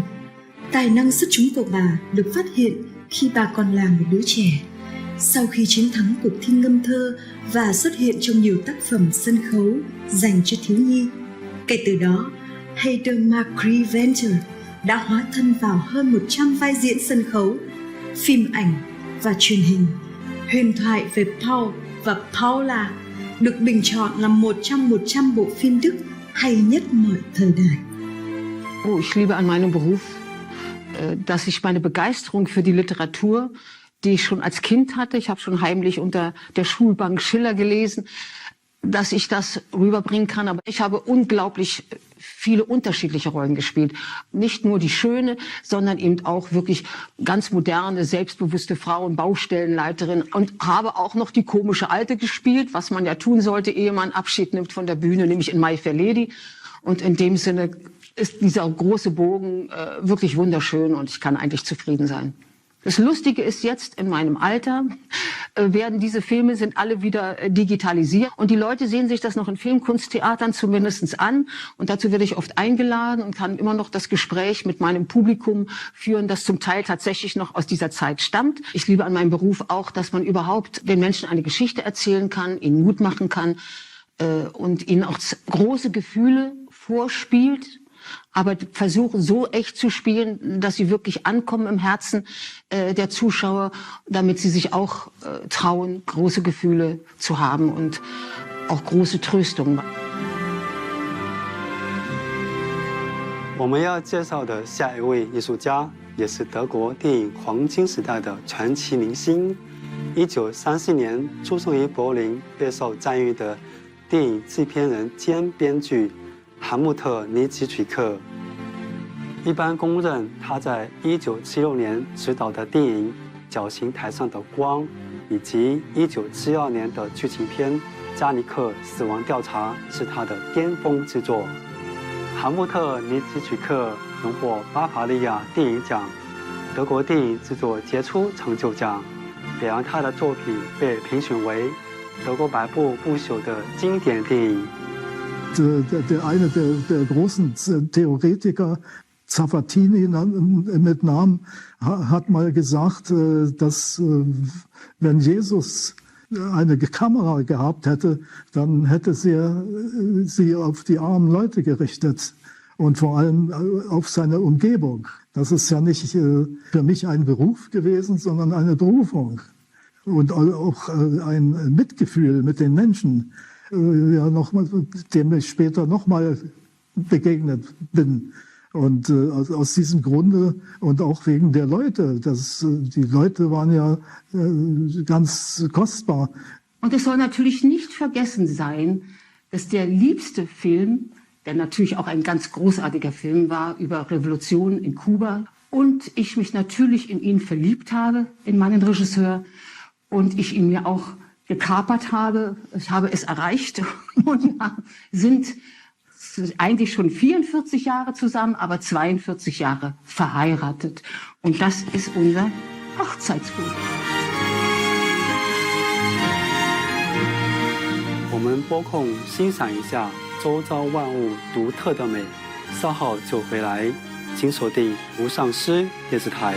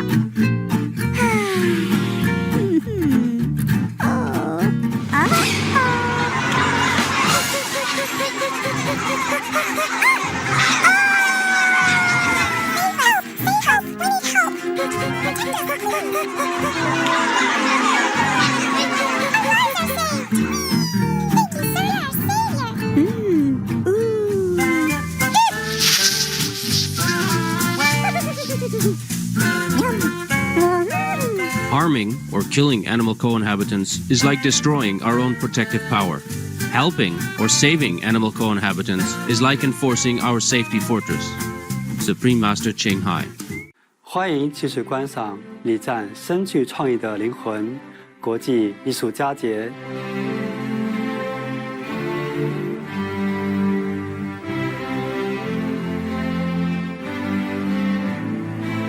接着，我们来认识美丽的薇瑞娜·怀尔德。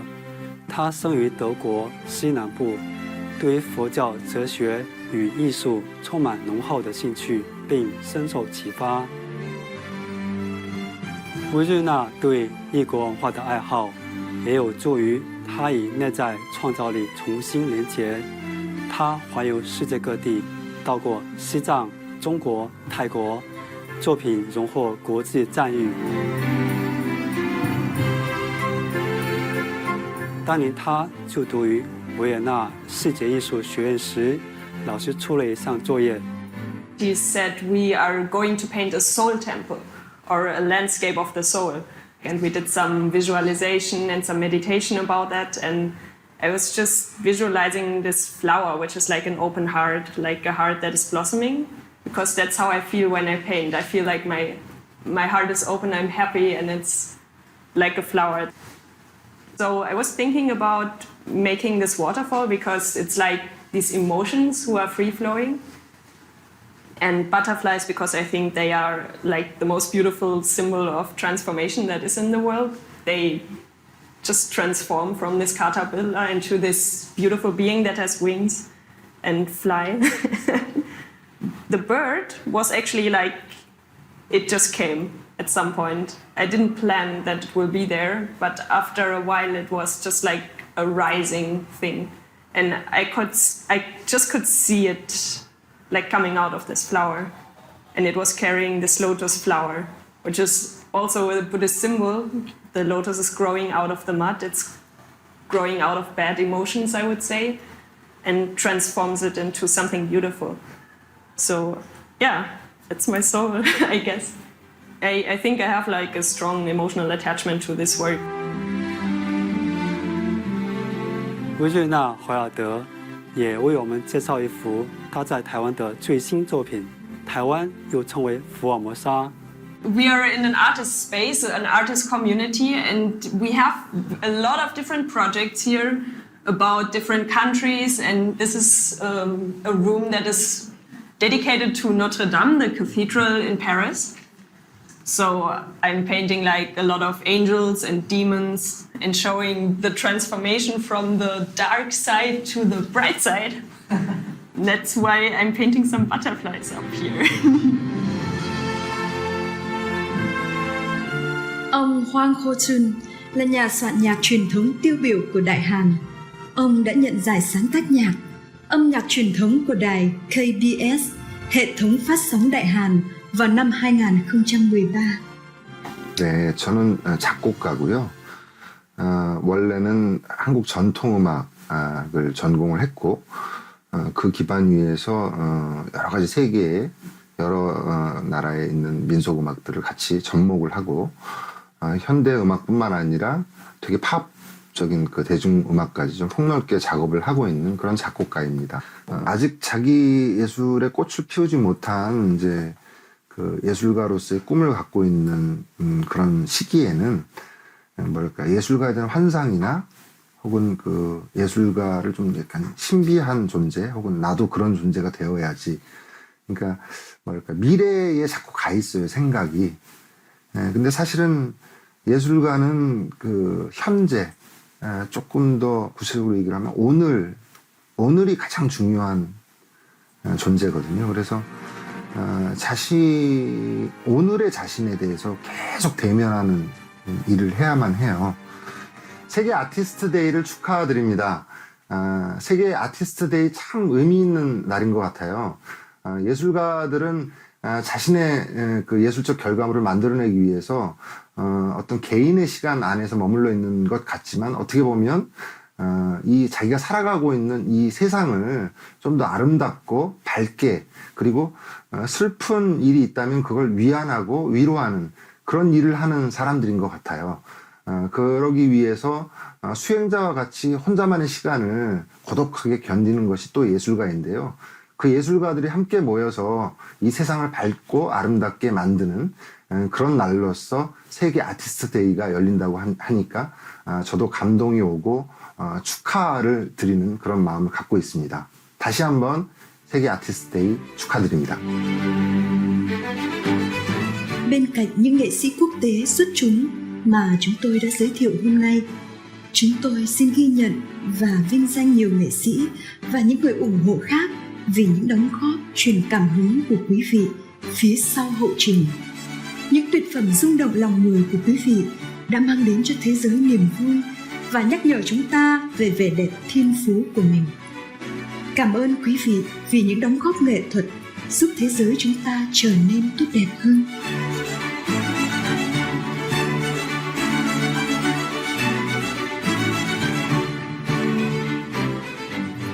Quý khán giả chân quý, thật hân hạnh có sự hiện diện của quý vị trong phần 1 của chương trình vinh danh những tâm hồn sáng tạo Ngày Quốc tế Nghệ sĩ. Hãy cùng đón xem phần 2 của 2 phần vào thứ 5 tuần này, ngày 5 tháng 4 trên truyền hình Vô Thực Sư. Bây giờ, xin hãy thưởng thức liệu pháp nghệ thuật khai sáng vẻ đẹp nội tại được trình chiếu tiếp sau đây. Nguyện cầu ân điển vô biên của Đấng Thiêng Liêng tỏa ra mỗi ngày với những điều kỳ diệu. Precious viewers, it's been a pleasure to have you with us for part 1 of our tributes to Creative Souls International Artists Day. Join us for part 2 of 2 this Thursday, April 5th, here on Supreme Master Television.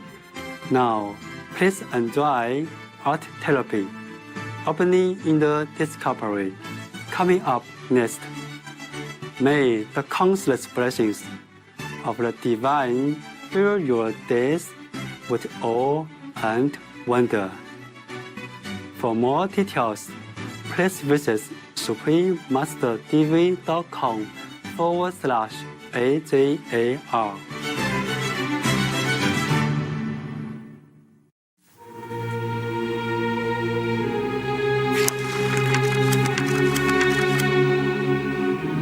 It is only those who have neither fired a shot nor heard the shrieks and groans of the wounded who cry aloud for blood, more vengeance, more desolation. War is hell. Army General William Tecumseh Sherman, U.S. Civil War, 1861 through 1865.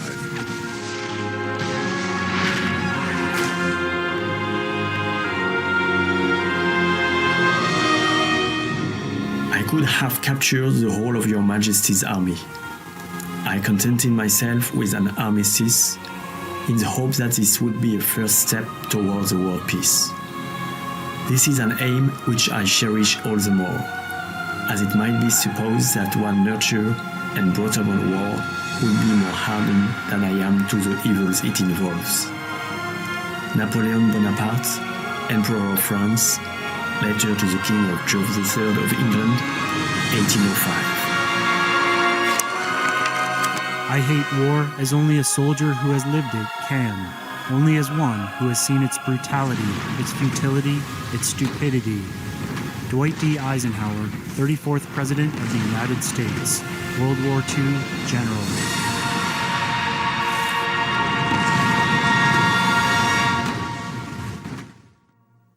We need to develop and root in our society a culture of peace.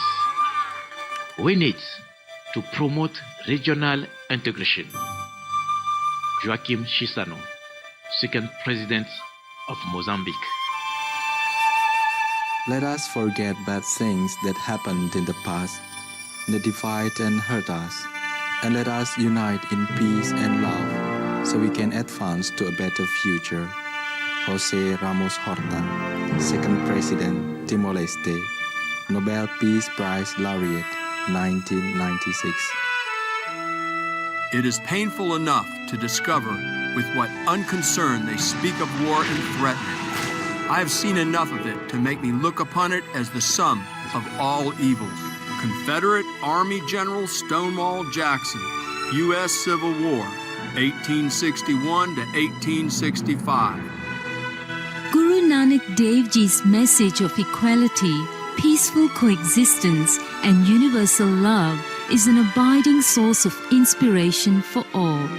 Let us resolve to deeply understand his noble teachings and rededicate ourselves to the cause of humanity, equality, brotherhood, and harmony. President Pratibha Patel, 12th President, Republic of India. Mankind must put an end to war, or war will put an end to mankind. John F. Kennedy, 35th President of the United States, World War II veteran. The choices we make, for good or ill, will affect the welfare of generations yet unborn.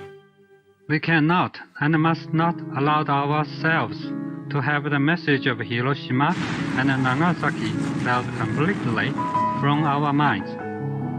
And we cannot allow our vision or ideas to fade either.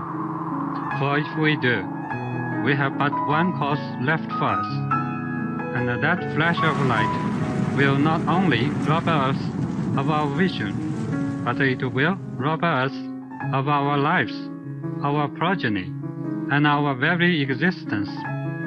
Mayor Tadatoshi Akiba, Mayor of Hiroshima, Japan. We will not learn how to live together in peace by killing each other's children. Jimmy Carter, 39th President of the United States. Peace is much more precious than a piece of land. Let there be no more wars. Anwar Sadat, 3rd President of Egypt. I call upon all Israeli leaders, regardless of their lines, to move forward toward this peace for the sake of our children and their children, for our future and their future.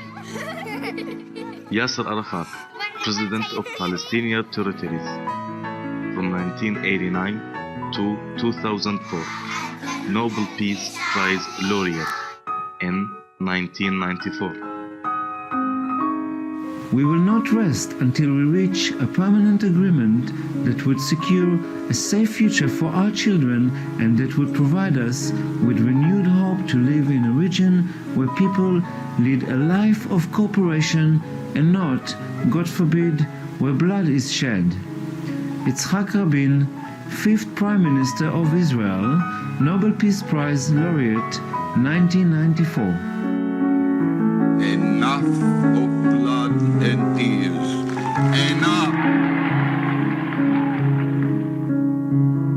Never was so much false arithmetic employed on any subject as that which has been employed to persuade nations that it is their interest to go to war. Were the money which it has cost to gain at the close of a long war, a little town or a little territory, expended in improving what they already possess, in making roads, improving the arts, and finding employment for their idle poor, it would render them much stronger, much wealthier, and happier. This, I hope, will be our wisdom. Thomas Jefferson, 3rd President of the United States. If you want to make peace with your enemy, you have to work with your enemy. Then he becomes your partner. Nelson Mandela, 8th President of South Africa, first post-apartheid leader. Today, at long last, we are starting upon the road. I emphasize starting, which I believe will take us to lasting peace in our province. Today, we salute Ulster's honoured and unaging dead, the innocent victims, that gallant band, members of both religions, Protestant and Roman Catholic, strong in their allegiance to their differing political beliefs. Unionist and nationalist, male and female, children and adults, all innocent victims of the terrible conflict. I have sensed a great sigh of relief amongst all our people who want the hostility to be replaced with neighbourliness. I believe that Northern Ireland has come to a time of peace, a time when hate will no longer rule. How good it will be to be a part of a wonderful healing in our province. Ian Paisley, former First Minister, Northern Ireland. If we can contribute to peace and prosperity across the Taiwan Straits, the accomplishments will be historic. Ma Ying-jeou, 12th term President of Formosa or Taiwan. Let us discuss a formal end to the state of hostility between the two sides, reach a peace agreement, construct a framework for peaceful development of cross-strait relations, and thus usher in a new phase of peaceful development.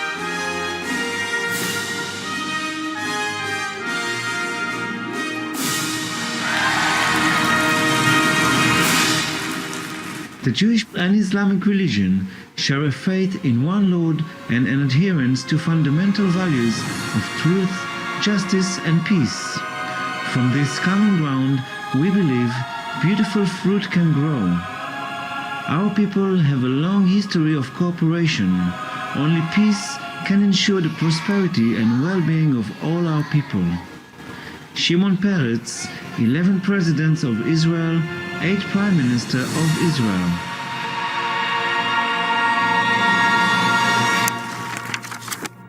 I would like to tell everyone who is listening to me right now that Islam has nothing to do with these evil deeds. And those who commit these acts will never have peace in heaven, never. Because you cannot kill in the name of Allah. You need to do good in the name of Allah. Yunus Bek Yevkurov, said President of Russia's Republic of Ingushetia. I destroy my enemies when I make them my friends. Abraham Lincoln, 16th President of the United States. I am a steadfast follower of the doctrine of nonviolence, which was first preached by Lord Buddha, whose divine wisdom is absolute. Tenzin Gyatso, 14th Dalai Lama, Tibetan spiritual leader. Without peace, all other dreams vanish and are reduced to ashes. Jawaharlal Nehru, first Prime Minister of India. We pray that peoples of all faiths, all races, all nations may have their great human needs satisfied, that those now denied opportunity shall come to enjoy it to the full, that all who yearn for freedom may experience its spiritual blessings, that those who have freedom will understand also its heavy responsibilities, that all who are insensitive to the needs of others will learn charity, that the scourges of poverty, disease, and ignorance will be made to disappear from the earth, and that, in the goodness of time, all peoples will come to live together in a peace guaranteed by the binding force of mutual respect and love. Dwight D. Eisenhower, 34th President of the United States, World War II veteran. Learn from history. Learn from the lessons of love. Only love and friendship can foster love and friendship. Love expands. Fear contrasts. Then love unites. Fear alienates. It's always like that from time immemorial. War strategy is easy. Just send everybody out killing each other.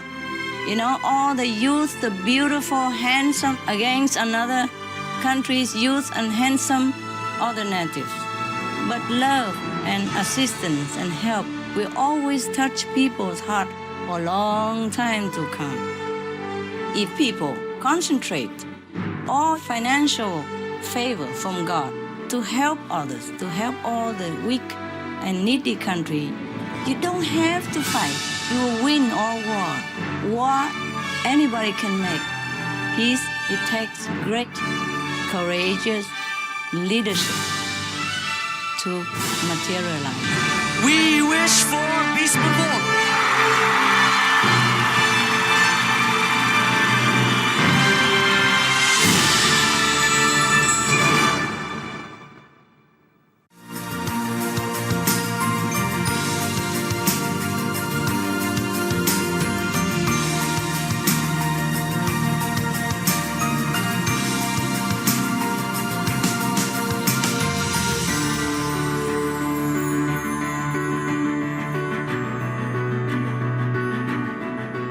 thank all the reporters, journalists, photographers, camera persons, individuals, groups, companies everywhere in the world for all your contributions of news that bring hope to humans and animals, thus uplifting the atmosphere of our planet.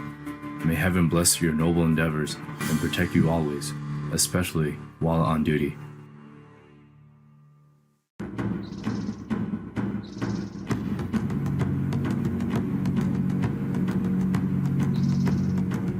Fortunate and blessed are we to be co-inhabitants with the amazing animals that grace and color our planet. In countless beneficial ways, they add beauty and joy to our lives.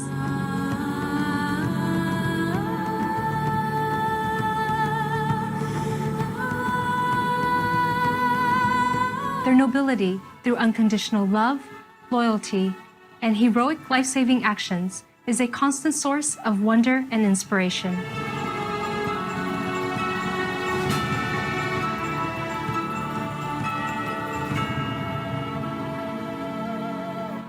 What would our world be like without our fun and intelligent animal friends? We simply could not imagine it. Thanks be to the Providence for all the cherished animals. May we always honor their God-given precious lives as we honor a part of ourselves.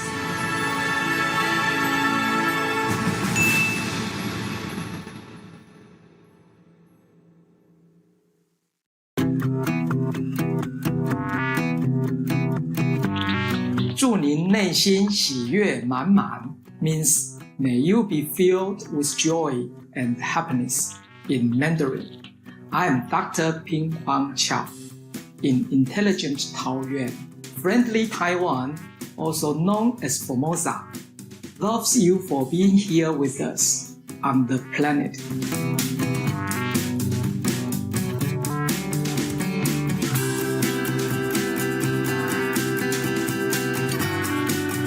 Hej nodiga tittare means hello gracious viewers in Swedish. I'm Sophie in environmentally friendly Stockholm. Regal Sweden feels life is good because of your loving kindness. Welcome to Noteworthy News, caring news for a benevolent world. Caring news for a contented world. Supreme Master Television brings you good news from around our beautiful planet. 24 hours a day, 7 days a week. Our programs can be viewed online at suprememastertv.com. In today's news, Japan provides aid to Cuba.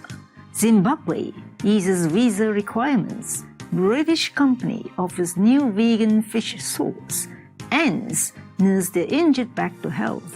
And innovative Amazon officers reconnect employees with nature. All this and more on Supreme Master Television, your constructive global TV channel. Japan contributes $10 million to assist Cuba to help improve sanitation services in Havana, the capital city of Cuba. Japan has announced a donation of approximately $10 million to be used to purchase specialized equipment. The enhancements will be especially relevant ahead of the city's 500th anniversary celebration in November 2019. Japan's contribution to Cuba is a continuation of the ongoing commitment to further develop economic and commercial cooperations between the countries. It has produced many positive results in areas including safeguarding of the environment, health, energy, and tourism. Our sincere appreciation, Japan, for your generous assistance to Cuba. May your collaborative efforts continue to flourish and bring many benefits to the citizens of your nations. Up next, Zimbabwe offers arrival visas for 29 countries. We would like to thank all the vegans now. The compassion you show to other beings will be rewarded to you manifold by heavens. Don't go too far. More valuable news coming up on Supreme Master Television after the message.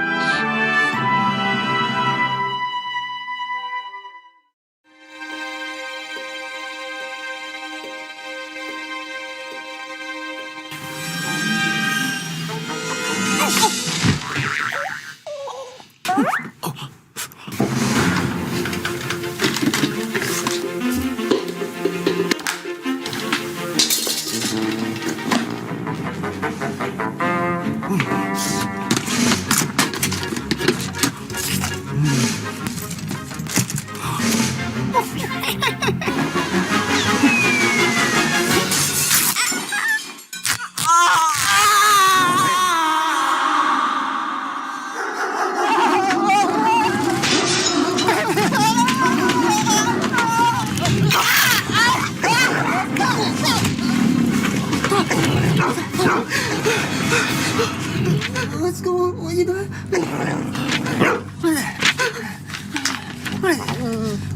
Isn't it about time to change your lifestyle? Find out how to live a sustainable alternative life. Please visit www.suprememastertv.com/BeVeg.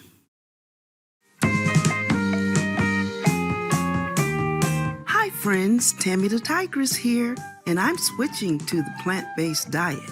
If you like to travel via ride-sharing apps, then before you leave for overseas, check out what applications are available in that country. Even the biggest companies don't operate in every city, so doing a little research before you leave may save you time later. Different companies offer different services too. Once you find the app you like, download it and get familiar with the interface so you are comfortable using the application when you're abroad. Safe travels.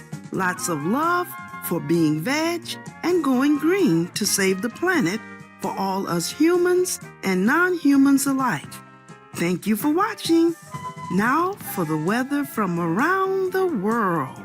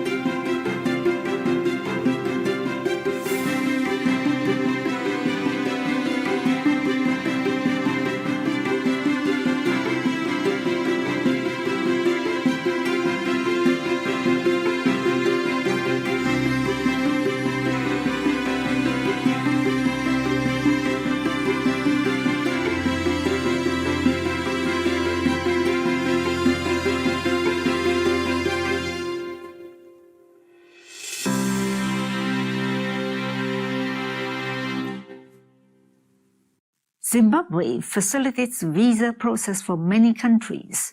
The government of Zimbabwe has made a decision to ease the visa obtaining process for 29 nations.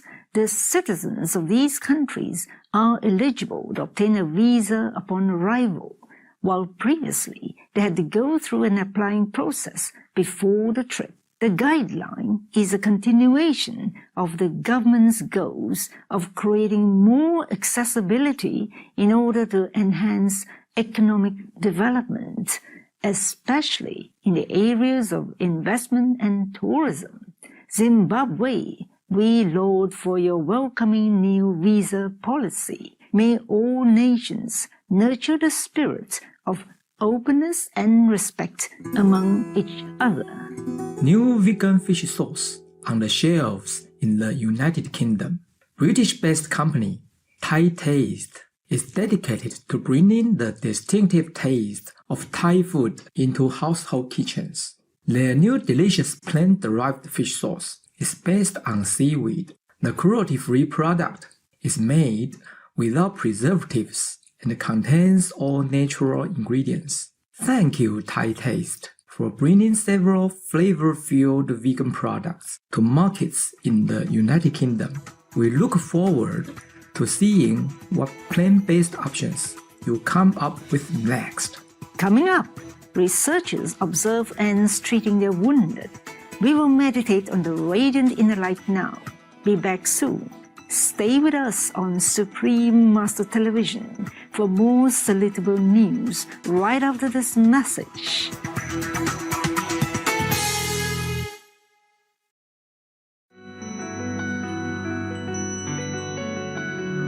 When the radiance of a soul in love with a mighty brightness and the magnanimous love weaves lives to the fullest, then the ultimate knowing forms a special destiny.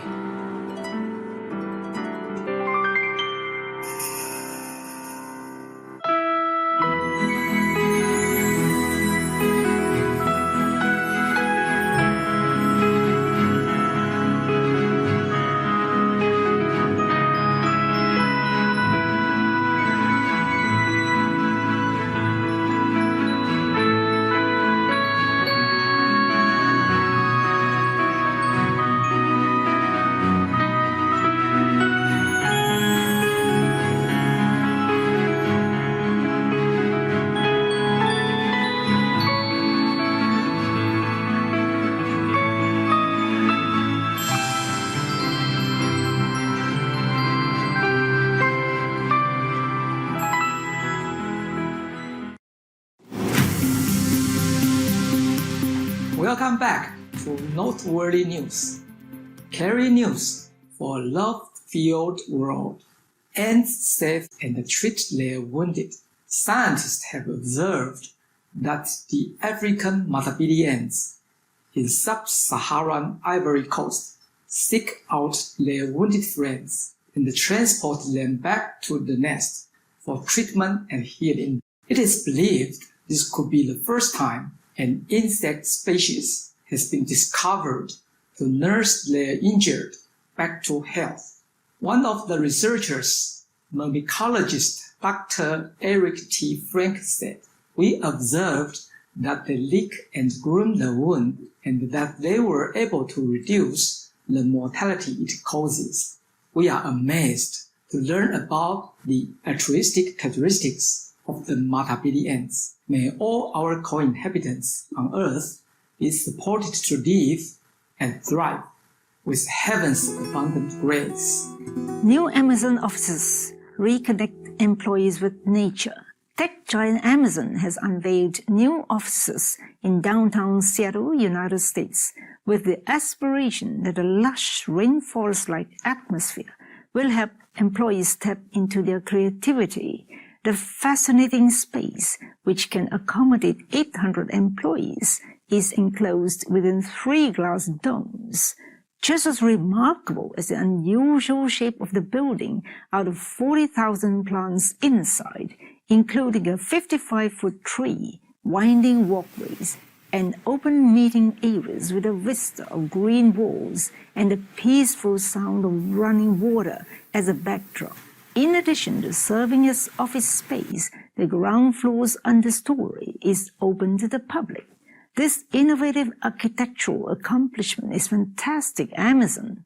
May it bring joy and rejuvenation to many fortunate individuals. Time now to enjoy the joke of the day entitled 3 Apples. If you had 3 apples and ate one, how many would you have? 3. 3? Yes, 2 outside and 1 inside.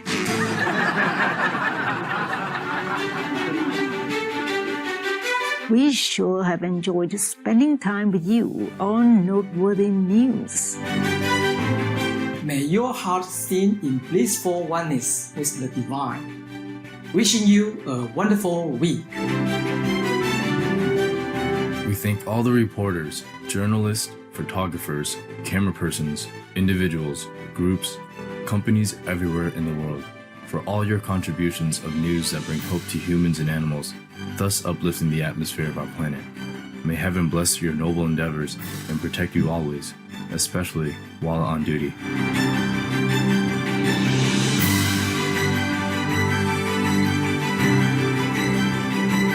For more details, please visit suprememastertv.com/NWN.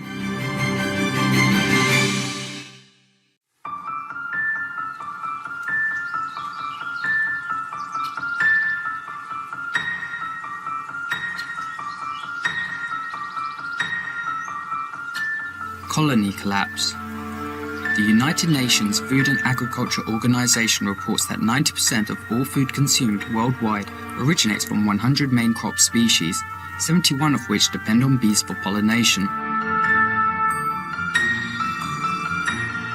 But bee colonies across the globe are collapsing due to pesticides, climate change, pollution, habitat degradation, and genetically modified crops. In speaking of the impact of such a loss, Kevin Hackett of the US Department of Agriculture said, "This is the biggest general threat to our food supply."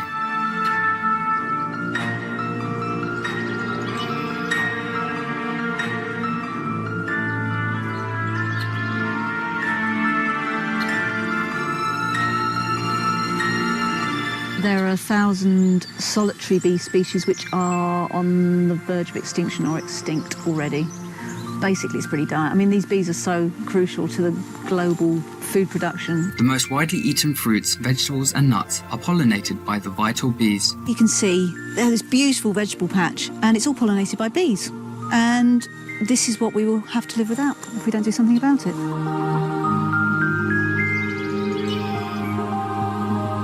It's reported that there are several causes for the bees' decline, like genetically modified crops, chemical pesticides, and other spray substances for plants. Climate change also affects the environmentally sensitive and fragile bees. Using organic farming and eating organic food, we will help the bee population. Protect the bees. Protect our food supply. Be veg, grow green to save the planet.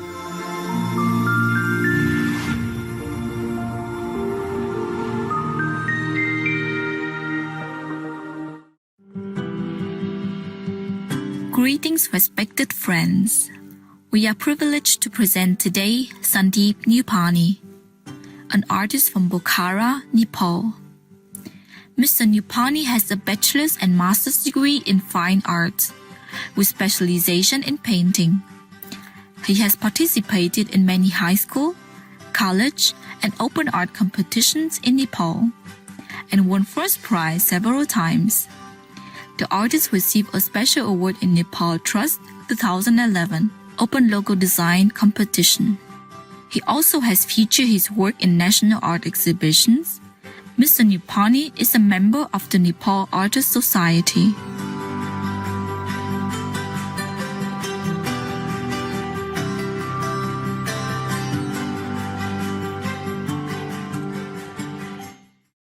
लालित्यमय दर्शकवृन्दहरू नमस्कार। म सन्दीप न्यौपाने नेपालको पोखराबाट। नेपालका बासिन्दाहरूलाई विश्वास छ कि रङ्गीन कलात्मकता तथा तपाईँको करुणा भाव हाम्रो पृथ्वीलाई उज्जवल बनाउन सदैव तत्पर रहनेछ।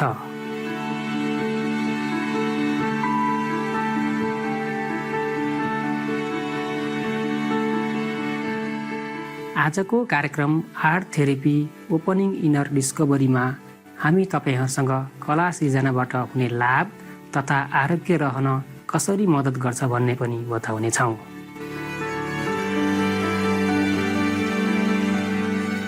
कला चिकित्साले कला निर्माण गर्ने सृजनात्मक प्रक्रियाको चिकित्सकीय पद्धति उपयोग गर्दछ।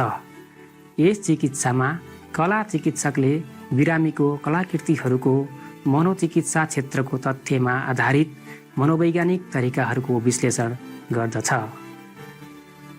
इन्टरनेसनल आर्ट थेरापी अर्गनाइजेसनका संस्थापक डाक्टर क्याथी मेल्चियोडी, जो एक अनुसन्धान मनोचिकित्सक एवं लाइसेन्स प्राप्त कला चिकित्सक हुनुहुन्छ, उहाँ कला चिकित्सालाई यसरी परिभाषित गर्नुहुन्छ: कला चिकित्सा सबै उमेर समूहका व्यक्तिहरूको मनोसामाजिक, शारीरिक, संज्ञानात्मक तथा आध्यात्मिक स्वास्थ्यलाई सुधार गर्न तथा राम्रो अवस्थामा कायम राखिराख्न दृश्यकला तथा चिकित्सकीय सम्बन्धभित्रको कलात्मक प्रक्रियाको प्रयोग हो।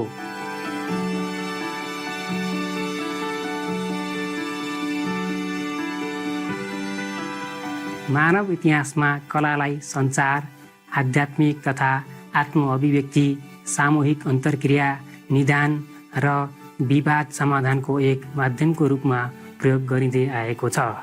तर 20औं शताब्दीको बीचतिर आएर मात्र कला सिर्जनाले औपचारिक रूपमा चिकित्साको रूपमा मान्यता प्राप्त गर्यो। आर्ट थेरेपी शब्दको आविष्कारको श्रेय ब्रिटिस कलाकार एड्रियन हिललाई जान्छ। उहाँले आफ्नो आर्ट भर्सेस इलनेस किताबमा कला चिकित्साको अवधारणाको बारेमा वर्णन गर्नुभएको छ। क्षयरोग लागेको पहिचान भए पश्चात उहाँले स्वच्छता गृहमा समय बिताउने क्रममा चित्रकलाले रोग चाँडो ठिक गराउन मद्दत गर्ने कुरा पत्ता लगाउनुभयो। सन् 1939मा स्वच्छता गृहले उहाँलाई अन्य व्यक्तिहरूलाई पनि चित्रकला तथा चित्राङ्कन सिकाउन प्रस्ताव राख्यो, जसमा सैनिक तथा नागरिकहरू पनि सामेल थिए। श्री हिलले उक्त कला सिर्जनाले उहाँका विद्यार्थीहरूमा भावनात्मक तथा मानसिक समस्याहरूलाई सम्बोधन गर्न मद्दत गरेको पाउनुभयो। त्यस पश्चात उहाँ कलाद्वारा रोगहरूको निदान गर्न सकिने कुराको उत्साहित भई प्रचार गर्न थाल्नुभयो। खोजहरूको आधारमा कला चिकित्साले बालकहरूदेखि वयस्कसम्म तथा मनोवैज्ञानिक समस्याहरूको सामना गरिरहेका व्यक्तिदेखि लिएर आफूलाई अभिव्यक्त गर्न तथा बुझ्न प्रयत्न गरिरहेका विभिन्न व्यक्तिहरूलाई मद्दत गर्न सक्दछ। यो विशेष रूपमा बालकहरूका लागि उपयोगी रहेको छ, किनकि उनीहरू मौखिक रूपमा आफ्ना विचारहरू बताउन सक्षम हुँदैनन् अथवा उनीहरूलाई आफ्नो मनलाई व्यक्त गर्न असजिलो महसुस हुने गर्दछ। यसरी कला वयस्क र केटाकेटीहरूका बीचमा सञ्चारको एउटा अतिरिक्त माध्यम पनि बन्न सक्दछ। 5 देखि 16 वर्ष उमेर समूहका ब्रिटिस विद्यार्थीहरूमा गरिएको 10 हप्ते व्यवहारिक तथा भावनात्मक समस्याहरूको अध्ययनमा कला चिकित्सा कार्यक्रम पुरा गरेका बच्चाहरूले डिप्रेसन कम भएको, आत्मछवि थप विकसित भएको तथा व्यवहारिक समस्याहरू कम भएर गएको बताए। कलाले मानिसहरूलाई स्वयंको अन्वेषण गरी आफ्नो बारेमा अन्तर्निहित निष्कर्षहरू निकाल्न मद्दत गर्दछ। कला चिकित्सामा सहभागी व्यक्तिहरूले उनीहरूको व्यक्तित्व वा चरित्रका पक्षहरूमा पहिले ध्यान नदिएका त्यस्ता निकै कुराहरू पत्ता लगाउन सक्छन्। मानसिक चरित्र सुधारका साथसाथै सिकाइ, स्वास्थ्य अथवा व्यक्तित्व विकासका क्षेत्रमा असक्षम व्यक्तिहरूलाई पनि कला चिकित्सा लिनका लागि सल्लाह दिइन्छ। एउटा चिकित्सकको दृष्टिकोणबाट चिकित्सकीय प्रक्रियाको अन्तर्निहित लक्ष्य भनेको बिरामीहरूको आत्मसम्मान तथा भावनात्मक स्वास्थ्य जस्ता क्षेत्रमा सुधार गरी उनीहरूका दैनिक कार्यक्षेत्रमा अभिवृद्धि गर्नु हो। कला चिकित्साको एउटा महत्त्वपूर्ण पक्ष भनेको के हो भने सहभागीहरू प्रतिभाशाली या कलाकार हुन जरुरी छैन। शिक्षकले आफ्नो विद्यार्थीको कला सिर्जना गर्ने कौशलतामा ध्यान दिएको भन्दा भिन्न कला चिकित्सकले सहभागीको कार्यलाई व्याख्या गर्नुमा मात्र ध्यान केन्द्रित गर्दछ। व्यक्तिगत विकास, आत्मजागरुकता अभिवृद्धि या समस्या समाधान गर्ने क्षमताका क्षेत्रमा सहभागीहरूले गरेको उपलब्धि मापन गर्न मनोचिकित्सकीय परामर्शका तरिकाहरू प्रयोग गरिन्छ। अब हामी सुन्दर कलाकृतिहरूको आनन्द लिन केही समयका लागि विश्राम लिँदैछौँ। कृपया हेर्दै गर्नुहोला supreme master television.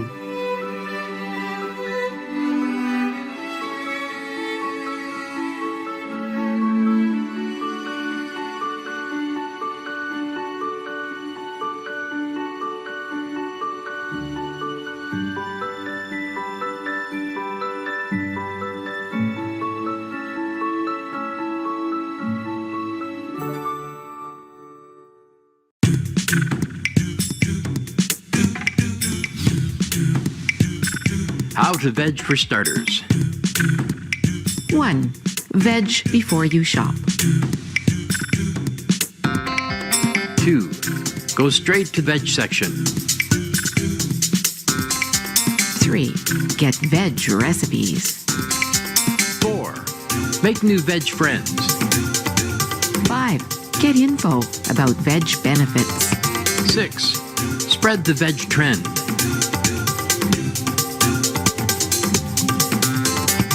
7. Feel like a saint. Supreme Master Ching Hai.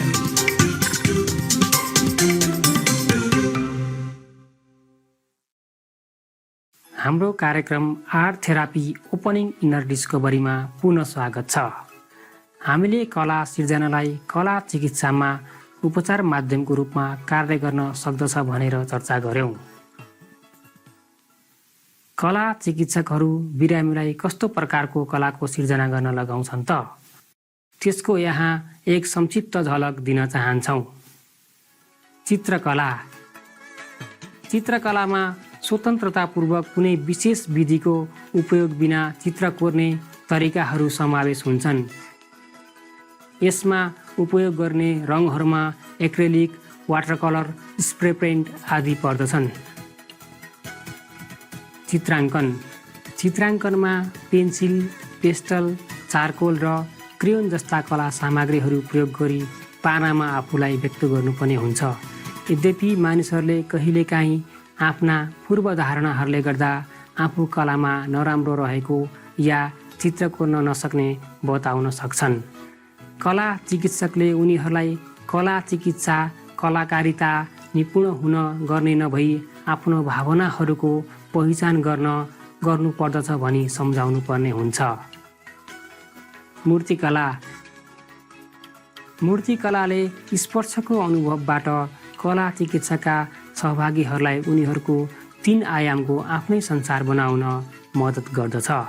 माटो र पेपर मासे मूर्तिकलाका लागि प्रयोग हुने सामग्रीहरू हुन्। सिर्जनाहरूलाई नक्कल गर्ने उपकरणहरू या नाङ्गो हातले आकार दिई सजावटका वस्तुहरू थप सुधार गर्न सकिन्छ। अस्ट्रेलिया स्थित इकाइको अनुसार कला चिकित्सा संसाधन मूर्तिकलाको एउटा लाभ भनेको ग्राहकको समस्याहरू विभिन्न प्रकृतिका हुन सक्ने भएकोले यसले भिन्न अवस्थाका लागि भिन्न तरिकाहरू प्रयोग गर्नुपर्दछ भनेर बुझ्न मद्दत गर्दछ। कला सिर्जना पहिले बनिसकेका वस्तुहरू जस्तै कि पत्रिकामा भएका तस्बिरहरू या अक्षरहरूलाई काटी त्यसको पुनः संयोजनबाट हुन्छ। तुलनात्मक रूपमा अक्षर र तस्बिरहरूको पुनः संयोजन विचार तथा भावनाहरूलाई व्यक्त गर्ने कम सक्रिय तरिका हो। यो एक कम सक्रिय तरिका भएकोले कला सिर्जना यस्ता बिरामीहरूका लागि सहज हुन सक्दछ जो कुनै कार्य गर्न या निर्णय लिन असमर्थ हुन्छन्।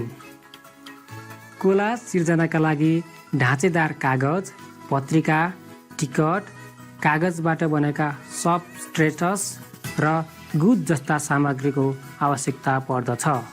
यसलाई पूर्णता दिन अन्य सामग्रीहरू जस्तै कलम, पेन्सिल र रङहरू प्रयोग गर्न पनि सकिन्छ।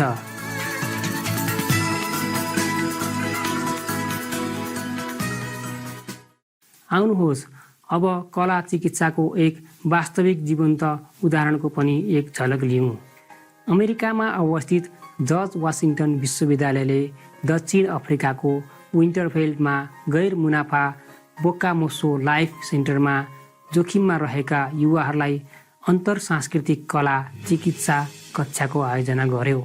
बोकामोसोको अर्थ स्वाना भाषामा भविष्य भन्ने हुन्छ, जुन यो देशमा बोलिने भाषा हो र यो केन्द्र प्रतिकूल परिस्थितिका युवाहरूको उज्जवल भविष्यका निम्ति कार्य गर्न अगाडि बढेको छ।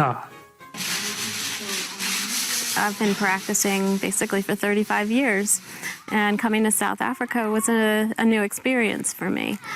And it's really been an amazing experience on so many levels, but definitely in the role of being a professor with a curriculum to teach on diversity and cultural awareness, as well as providing work to the community here at Bokamoso.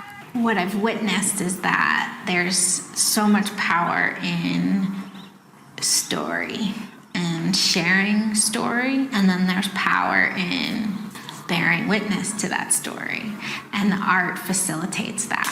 And then this beautiful thing happens where people get to share and be heard and hear others. Okay, this piece, like we were drawing, how are we feeling? Like we're expressing our feelings down the paper.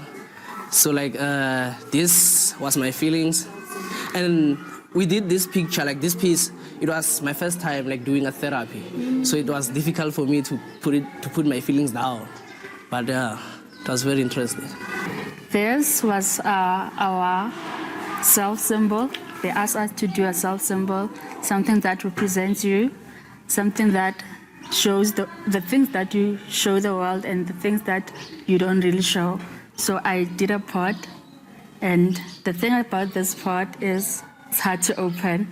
So that is how I see myself. This is the one I like the most because I just used painting all over. I just like this. It was for mixed emotions. We had mixed emotions, so that's why I've done this. Wow, it meant a lot because I learned something new. I didn't know about art therapy at first, but now I'm able to take down my emotions on a paper. At first, I didn't know. Like we as South African boys, we have this thing of bottling things inside. So through art therapy, you just draw and it relaxes the mind. So yeah, it gets so nice.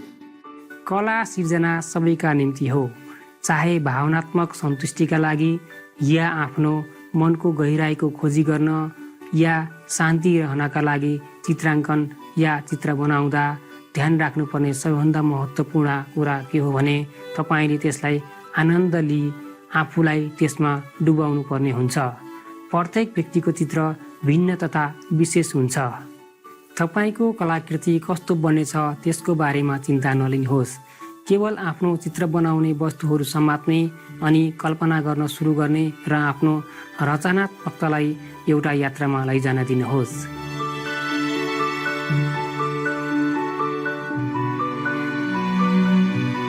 प्रेरणादायी दर्शकवृन्द, art therapy opening inner डिस्कभरीमा तपाईको सहभागिताको लागि हामी कदर गर्दछौँ। यसपछि प्रस्तुत हुँदैछ Buddhist stories a certain monk part 3 of 6 between master and डिसाइपल्समा। कलाले हाम्रो विश्वव्यापी रूपमा प्रेम फैलाउन सकोस्।